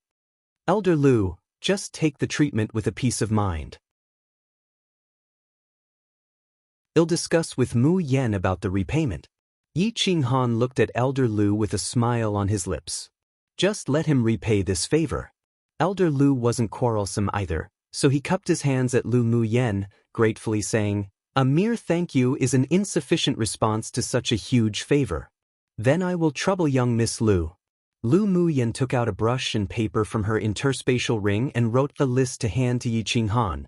"These are the spiritual herbs I need to refine the pill. Please prepare a portion." As soon as Yi Qinghan was about to take it, the red-haired old man next to Elder Lu smiled and said, "Little girl, can you let this old man take a look at your spiritual herbs list?" Lu Muyen knew the other was also an alchemist, so she smiled and passed the paper into his hands directly. The red-haired old man took the list and read it once, then confusion rose in his eyes. He had never seen a pill formula composed of these spiritual herbs before, and he had a thought in his heart, "I have all these spiritual herbs in my interspatial ring. Will little girl refine the pills now?" He really wanted to see what this little girl was capable of, and what kind of pills she wanted to refine. "Then I trouble Senior to take out the spiritual herbs. They'll refine it now." Lu Muyen also didn't want to delay any more time. All these people remained here undoubtedly because they wanted to see her capabilities, so Shell just confidently and naturally let them see enough. The red-haired old man didn't hesitate either, immediately took out the spiritual herbs that Lu Muyen required from his interspatial ring one by one and placed it in front of her. These spiritual herbs weren't that rare, but they were mostly medicines for dredging and promoting blood circulation. He usually carried some with him, but who knew it could be of use now? Lu Muyen swept the spiritual herbs on the table with her eyes. Seeing that the age of each were relatively high, she took out the cyan cauldron with satisfaction and was ready to start refining pills in front of everyone. "Mu Yen, do you need us to withdraw for you to refine pills?" Yi Qinghan knew that many alchemists liked to work independently when refining pills and didn't like to be disturbed by outsiders. Lu Muyen didn't expect Yi Qinghan, a man, to be so attentive, but she didn't have those habits. She'd already refined pills in front of the imperial family before, so whether there were people or whether there were none didn't have much effect on her. No problem, no need to withdraw. Her words also increased the interest in the eyes of the people present. They sure wanted to see if she was just pretending to be calm, or whether she was actually capable.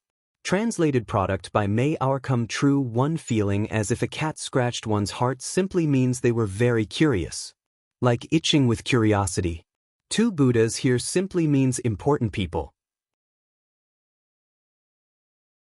It can often be used sarcastically, though in this case, it's just merely used to describe two significant people. 3. Telling Lu Muyen to have no qualms and do what she needs to, basically to relax herself.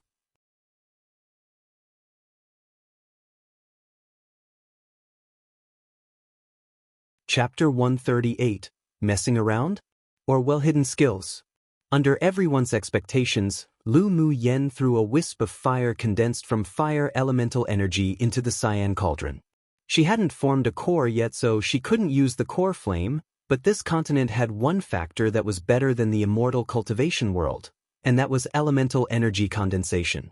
After advancing to Sword King, the elemental energy flames that she condensed to use for refining pills weren't inferior to core flames at all. Of course, if she used the purple gold spirit flame to refine pills, then it'd be the best, but she didn't want to expose her trump card. Shi Feng and the red-haired old man stared at her refining pills and were startled when they saw that she had thrown the spiritual herbs into the cauldron one after another in a row. This little girl truly is messing around. Where do you see such a way of refining pills? The red-haired old man couldn't help furrowing his brows as he communicated telepathically to Shi Feng. After all, there were only the two of them here who were alchemists.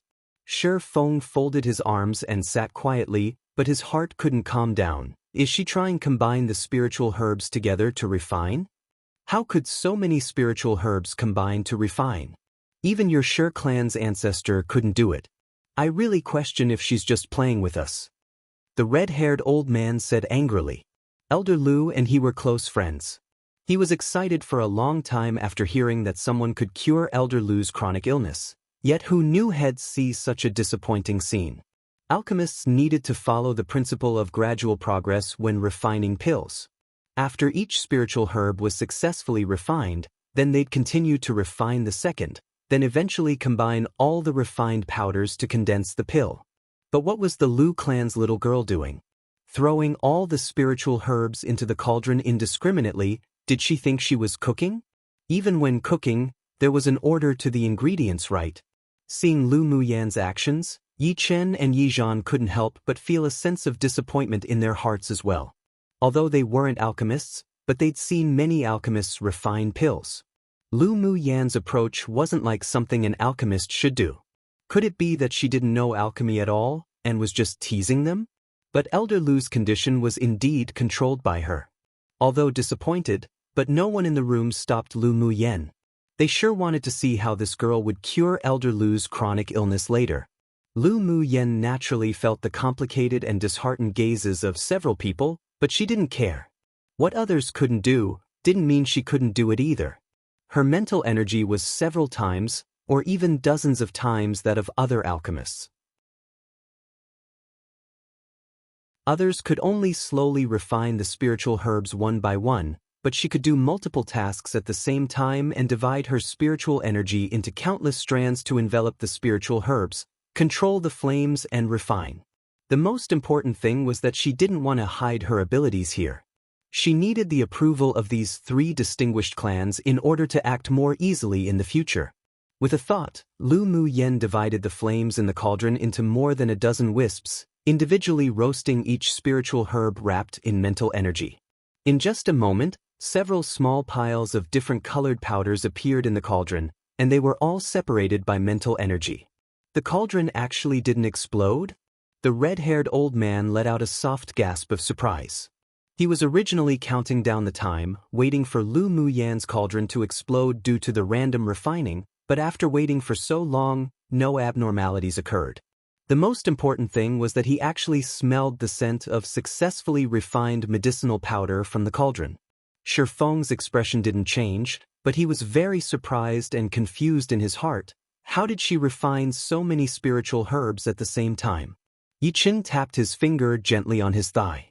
Seeing Lu Mu Yen calmly continuing to throw spiritual herbs into the cauldron, he spoke telepathically to Yi Zhan. Say, do you think she can really refine so many spiritual herbs at once? If it were under normal circumstances, she'd have failed the refining long ago. But I don't smell any burnt scent. Maybe. Although she's young, but she hides her skills well. Yi Zhan had always felt that Lu Mu Yen gave him an indescribable feeling ever since they first met. She seemed to be faintly dangerous, yet it didn't make sense. However, he didn't regard her as an opponent to be removed. That slight sense of danger was just an instinct, but there wasn't any feeling of terror, which indicated that Lu Mu Yen wouldn't be a threat to him. Lu Mu Yen had a variety of methods, but as long as she didn't disadvantage the Yi clan, then they could become friends. Come and read on our website Wuxia World site. Thanks, the several people no longer spoke and watched Lu Mu Yen refine pills nervously. Seeing that she was still tossing spiritual herbs into the cauldron one after the other, they couldn't resist twitching their lips. This sort of method of refining pills was probably Lu Mu Yan's original creation. After about an hour, Lu Mu Yen had refined all the spiritual herbs in the cauldron. With a thought, the dozens of wisps of flames merged and formed a cluster of large flames. The medicinal powders of different colors were wrapped by mental energy and merged together. She constantly changed the heat between small flames, medium flames, and high flames. Finally, her gaze sharpened. She controlled the fire excellently, and the rudimentary pills in the cauldron began to rotate, slowly growing lustrous and shiny. Up. After another quarter of an hour, her slender, jade-like hands slapped the cauldron, and 5 yellow pills flew out. A refreshing pill fragrance also spilled out from the cauldron, lingering on the tips of everyone's noses. She took out a white porcelain bottle, waved her hand casually in the air, and the 5 pills that had flown up fell into the porcelain bottle one after the other. After removing the elemental energy flame from the cyan cauldron, Lu Mu Yen also put the cauldron away. As soon as she looked up, she saw everyone stare at her with shock. Especially the red-haired man and Shi Feng. Their gazes were as if it could burn a hole through her. "Little girl, what kind of pill did you refine?" The red-haired old man looked at Lu Mu Yen in confusion. He had been staring at this little girl since she began to refine pills.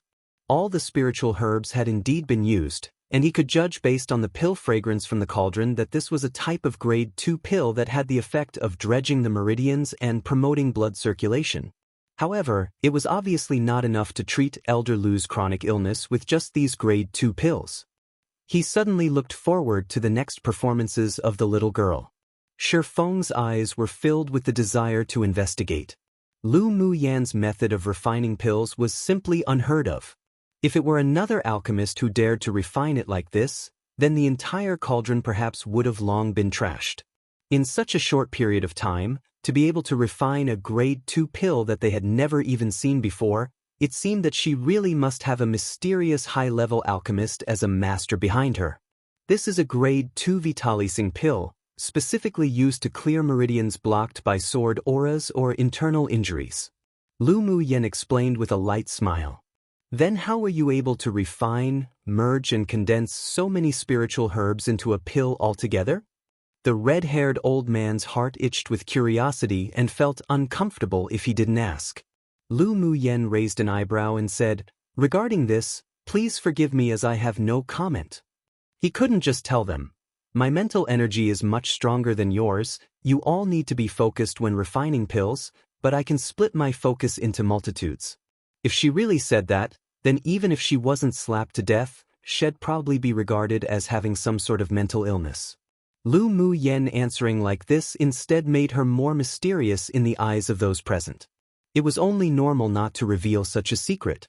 The red-haired old man also found himself to be abrupt and smiled awkwardly. "Apologies, this old man didn't intend to seek your methods of refining pills, I was just curious." Lu Muyen knew it was also unintentional. No worries. Elder sister Muyen, you're too amazing. When Uncle Wu refines pills, I don't even feel like he's as relaxed, calm and composed as you. Yi Qingle had a face filled with admiration. The Uncle Wu she spoke of was the red-haired old man who had questioned Lu Muyen just now, and also the chief enshrined grade 3 alchemist of the Yi clan. Come true.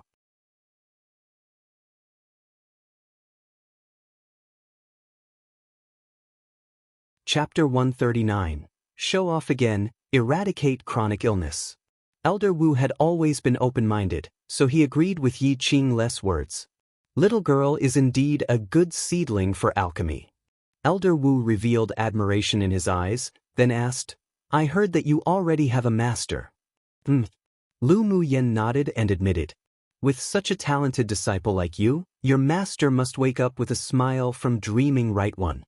Elder Wu joked. He secretly pitied that such a good seedling was dug up again by others and taken. When could he find a talented and satisfactory disciple himself? Lu Muyen smiled humbly. Elder Wu gives too much praise. Even she didn't know where her master was, so whether he'd wake up smiling from a dream or not was a real question. Although I've never seen your grade 2 pill, but from the pill fragrance I smelled just now, it's indeed top quality. But it's still not enough to treat Elder Lu's chronic illness, right? Elder Wu spoke the doubt in his heart. Lu Muyen took out a box made of 1,000-year ice from her interspatial ring and said, Indeed it's not enough. I also need to use the golden needles and coordinate it with the pill to cure Elder Lu's chronic illness. Then you can start. This old man won't hinder you anymore. There was a look of expectation on Elder Wu's face. Lu Muyen handed the white porcelain bottle to Elder Lu and said, Elder Lu, pour out one pill and take it, then push all the power of the medicine into the damaged and blocked meridians. All right. Elder Lu took the porcelain bottle, poured out a yellow pill and put it into his mouth without hesitation. When the power of the medicine was forcibly controlled by him to spread throughout the meridians in his entire body, he said, Done. Lu Muyen took out a special dark golden needle from the profound icebox and warned him, there may be some pain when I'm treating with the golden needles. If Elder Lu can't bear it, just say so. Young Miss Lu needs only to set your mind at ease to do what you need. As long as you can get rid of the chronic illness and I can cultivate again, you'll be willing to endure the pain no matter how painful it is. Elder Lu relaxed himself completely and said with a smile. In the past 10 years or so, every 3 months his illness would break out. He could even endure pain that made him rather die than live. Now that they were going to cure his illness, he wouldn't cower even more. Lu Muyen nodded with a smile, snapped her fingers, and a wisp of scarlet flame made from elemental energy condensation came out of her fingertip. She took the gold-colored needle and passed it over the flame before preparing to apply needles on Elder Lu. As soon as she took out the long golden needle from the profound icebox, everyone felt that there was a fluctuation of metal attribute elemental energy in the room. Heavenly Frost Golden Crystal. Mu Yi stared at the dark, golden needle in Lu Muyen's hand with wide eyes and couldn't help exclaiming. The others followed his voice and moved their eyes to the dark golden needle in Lu Muyen's hands. After a closer look, it turned out to indeed be the Heavenly Frost Golden Crystal. Then they scanned the profound icebox, and there were actually more than 20 dark golden needles of varying lengths lying inside. With a look, it was obviously a set. This girl really was a prodigal. Where would one find anyone who wasted Heavenly Frost Golden Crystals like this? This was what everyone present thought. Yi Zhan looked deeply at the golden needle made by Heavenly Frost Golden Crystal in her hand. Then he remembered the Heavenly Frost Golden Crystal in his interspatial ring that had been frozen by an array and was difficult to crack, and also couldn't resist holding his forehead. This girl wasn't only a prodigal but was also a little fox. After she cured Elder Lu's chronic illness, he had to have a good discussion with her. Elder Wu looked at the Heavenly Frost Golden Crystal that had been refined into golden needles, feeling his flesh hurt. He could no longer describe his feelings. This girl was actually here to provoke people today, right? Lu Muyen actually didn't want to take out such cool golden needles, but using golden needles made by Heavenly Frost golden crystal was indeed more conducive to curing Elder Lu's chronic illness, so she could only be a bit high profile. Come and read on our website Wuxia World site. Thanks. Did this girl snatch the Heavenly Frost golden crystal? Yichen asked Yizhan telepathically in astonishment. Yizhan smiled bitterly. No. That day, Monarch Ming snatched 3 pieces and Lan Si and I took a piece each. Although Lan Si's one was swapped back from me, but it must be for himself. The one in little Lu girl's hands must be from Monarch Ming. It seems that the relationship between her and Monarch Ming really isn't shallow. Could Monarch Ming be the respected master behind her? Yichen guessed that with Monarch Ming's status in the 9-layer hall, he shouldn't be too young. Plus it was said that Lu Mu Yen had a mysterious master yet had never revealed themselves before. But with the familiarity between the two, they probably had a master-disciple relationship. Yizhan pondered for a while, then telepathically said, "That's hard to say, but if you can give the Heavenly Frost golden crystal to little Lu girl to be so prodigal with, then the relationship wouldn't be ordinary even if they're not a master-disciple relationship." Whenever they spoke of the Heavenly Frost golden crystal, Yichen felt his flesh hurt. This girl is too prodigal. The Heavenly Frost golden crystal was used by her to refine into golden needles for treatment just like this. If the other old fellows from the 10 distinguished clans knew, then wouldn't they be so furious? She's just that different from others. Otherwise Qing Han wouldn't have fallen for her. Yizhan's lips revealed a very faint smile. Yichen sighed. He also noticed his son's recent abnormalities. He was originally still a little opposed to him constantly thinking about a legendary trash from a small clan of Yanzhou Kingdom, but after seeing Lu Mu Yen today, he discovered that this sort of woman was indeed very attractive to people. She was full of spirit, was clever and bright, and had exceptional talent. The most important thing was that she wasn't humble nor haughty when doing things, not arrogant or impetuous, and carried a self-confidence and uninhibitedness. Among the younger generation of women in the eastern region, Lu Mu Yen was the girl with the best behavior and temperament.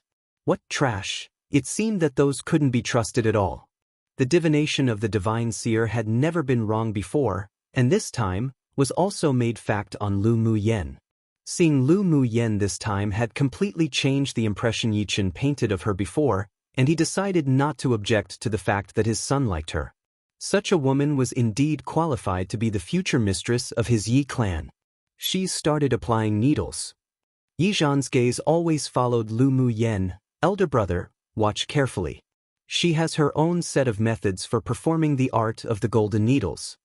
Hearing this, Yichen immediately looked towards Lu Mu Yen and found that each time she used the golden needle, it was like forming an array, like forming seals in midair, drawing something, before piercing it into Elder Lu's body. He rubbed his chin and watched with some interest.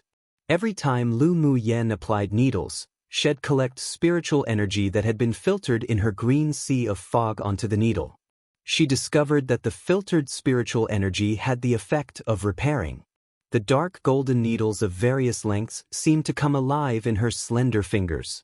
They constantly pierced into Elder Lu's body or pulled out and burned by the flame on her fingertip made by elemental energy condensation, then continued to be applied. Her movements were graceful, her face was so serious that others couldn't disturb her, and her forehead was gradually covered with a layer of fine sweat while her hands kept moving. Everyone quietly watched her apply the needles as if this wasn't a medical treatment, but a golden needle performance, exceptionally brilliant. Elder Lu gritted his teeth tightly. Not only did the prickling sensation all over his body not make him feel uncomfortable, but instead he felt extremely excited. Those meridians that had once been blocked for more than 10 years were actually able to accommodate to the passing of the needle auras, and the feeling he once felt during the height of his power and splendor as a sword king was slowly returning. Elder Wu stared at her applying the needles without blinking, and his eyes grew more and more shocked. This truly was a marvelous skill.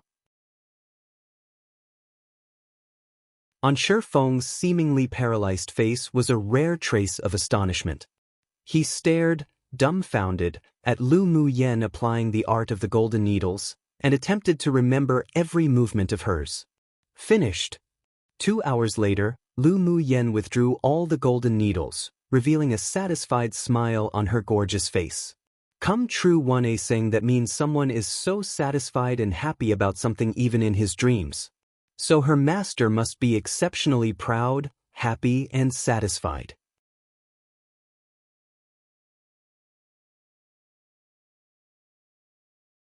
Chapter 140. Prepared to extort, Lu Mu Yen finished in one go and performed the art of the golden needles to an exceptionally high level.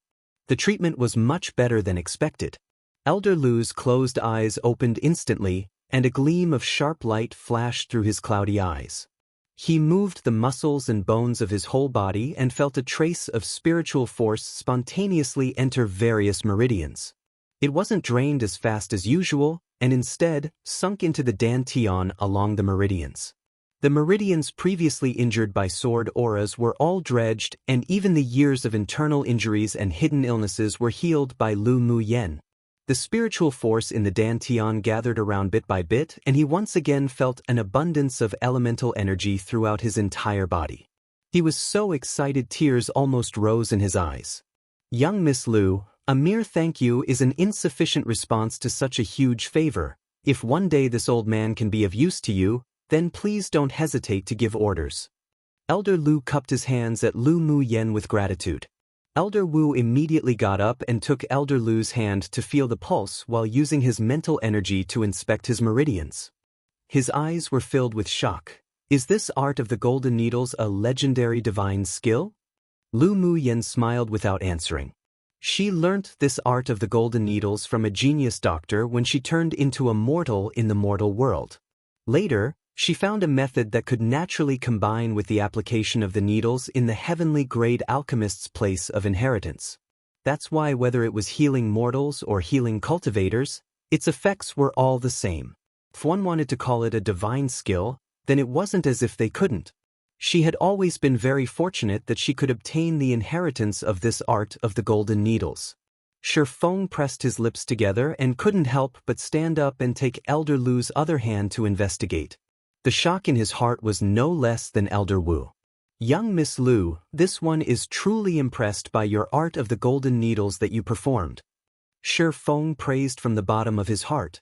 His original treatment method was far more dangerous than Lu Mu Yan's, and it didn't even heal at this speed or effect. This kind of golden needles art was something that could even convince the ancestors of the Shi clan if they came to observe. You two have overpraised, everyone has their own strengths. Lu Mu Yen smiled modestly. Moreover, this time, the length of treatment could be so short, and the fact that recovery is much faster than expected, was all thanks to this set of golden needles made by heavenly frost golden crystals. Elder Lu basically recovered after applying the golden needles, but that was in fact actually mainly because of the filtering effect of the green sea of fog in her body, and also the credit of the ice bangle. Except that it wasn't good for her to reveal that, so she pushed all the credit onto the golden needles made by Heavenly Frost Golden Crystal. Of course, the Heavenly Frost Golden Crystal was basically a spiritual item birthed from heaven and earth.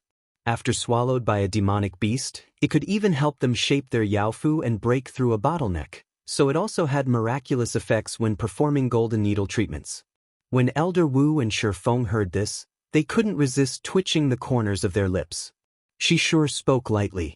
A heavenly frost golden crystal was hard to find even in 1,000 years.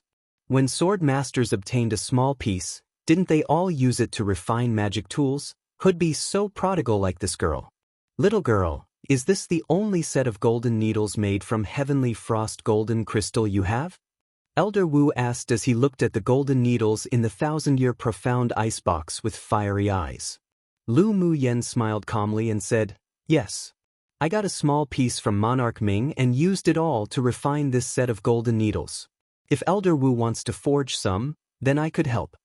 She paused, then blinked and added, Senior Yizhan still has a piece of heavenly frost golden crystal. Yizhan looked at her without a good attitude. This little fox. The heavenly frost golden crystal in his hands had greater use. How could he be such a prodigal like her? Elder Wu glanced at Yizhan and dispelled the thoughts in his heart. Such a spiritual item could only be encountered by chance, so he didn't force it. This old man was just joking. Elder Wu smiled shyly. Elder Yi, don't you have 2 heavenly frost golden crystals in your hand? Can you possibly cut your love and give me a small piece? Our Shi clan will definitely give you a rich gift of thanks. Shi Feng was a medical madman. Aside from alchemy, he also liked to study medical skills. This time, seeing Lu Mu Yen using the golden needles to heal the illness, his heart also itched to give it a try.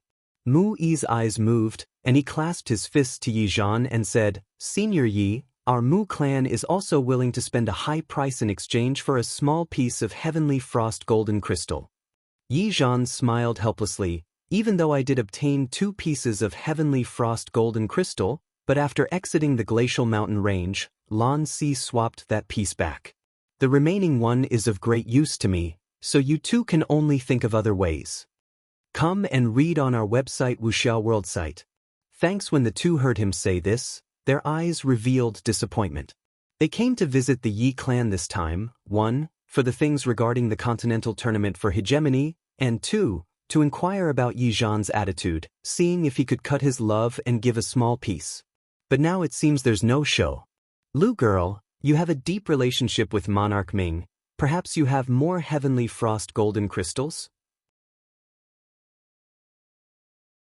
Yi Zhan turned the conversation on its head and threw the topic to Lu Mu Yen again. Mu Yi and Shi Feng's disappointed eyes lit up and they looked at Lu Mu Yen one after the other. No more. It wasn't easy for me to get some heavenly frost golden crystal from him to refine this set of golden needles already. He's so stingy that he won't even give me any more. She complained with a look of innocence and loveliness. She secretly said in her head, Ming Xiu, I'll just borrow your reputation to use a bit. Her attitude made everyone present think deeply. With such an intimate tone, the relationship between Lu Mu Yen and Monarch Ming must indeed be extraordinary. Originally, their attitude towards Lu Mu Yen was more of recognition. Now, because she had exposed her ability and Monarch Ming behind her, it also made the Yi clan seniors, Shi Feng and Mu Yi, feel the desire to befriend her. That's truly a pity. Mu Yi pulled out a smile with a little disappointment in his voice. But those things indeed couldn't be forced. Mu Yen must be tired. Do you want to go rest first? Yi Qinghan saw Lu Mu Yen reveal slight weariness, so he piped up and said with a considerate smile. Lu Mu Yen nodded. It really takes some effort to perform this art of the golden needles. Elder sister Mu Yen, you can follow me to my courtyard to rest. Yi Qinglu stood up and walked to Lu Mu Yen's side, hugging her arms affectionately. These old guys sure weren't ashamed of having ideas for Lu Mu Yen one by one. Yi Chen and Yi Zhan glanced at each other and said with a smile, Little Lu girl indeed worked hard today. Go down and have a good night's rest first. Tomorrow, let Qing Han and Qing Li take you and the third prince to Luoxi City for a tour. Sure, then Mu Yen will bother you. Lu Mu Yen replied politely with a smile. After returning to Yi Qing's courtyard with her, Lu Mu Yen said that she was tired and went back to the room to rest first. When she returned to the room, she took out some spiritual tea to brew, poured 2 cups, and picked up a cup to taste first, obviously waiting for someone. Sure enough, it didn't take long before there were a few very small knocks on the door. Senior Yi, please come in, she whispered. When she and Yi Qingli left, Yi Zhan had telepathically told her that he had something to discuss that night. That's why she prepared herself and waited for him to come. She also naturally knew what he wanted. Yi Zhan pushed open the door, then closed it again after entering. He walked to the place opposite Lu Mu Yen and sat down. He first took a sip of the spiritual tea in front of him, then placed it down and said with a smile, Little girl really has very good tea-making skills. But it's a pity that the quality of this spiritual tea is too poor. Lu Mu Yen chuckled slyly, Can't be helped, I'm too poor, can't afford to drink high-quality tea, how about Senior Yi aid me a bit financially?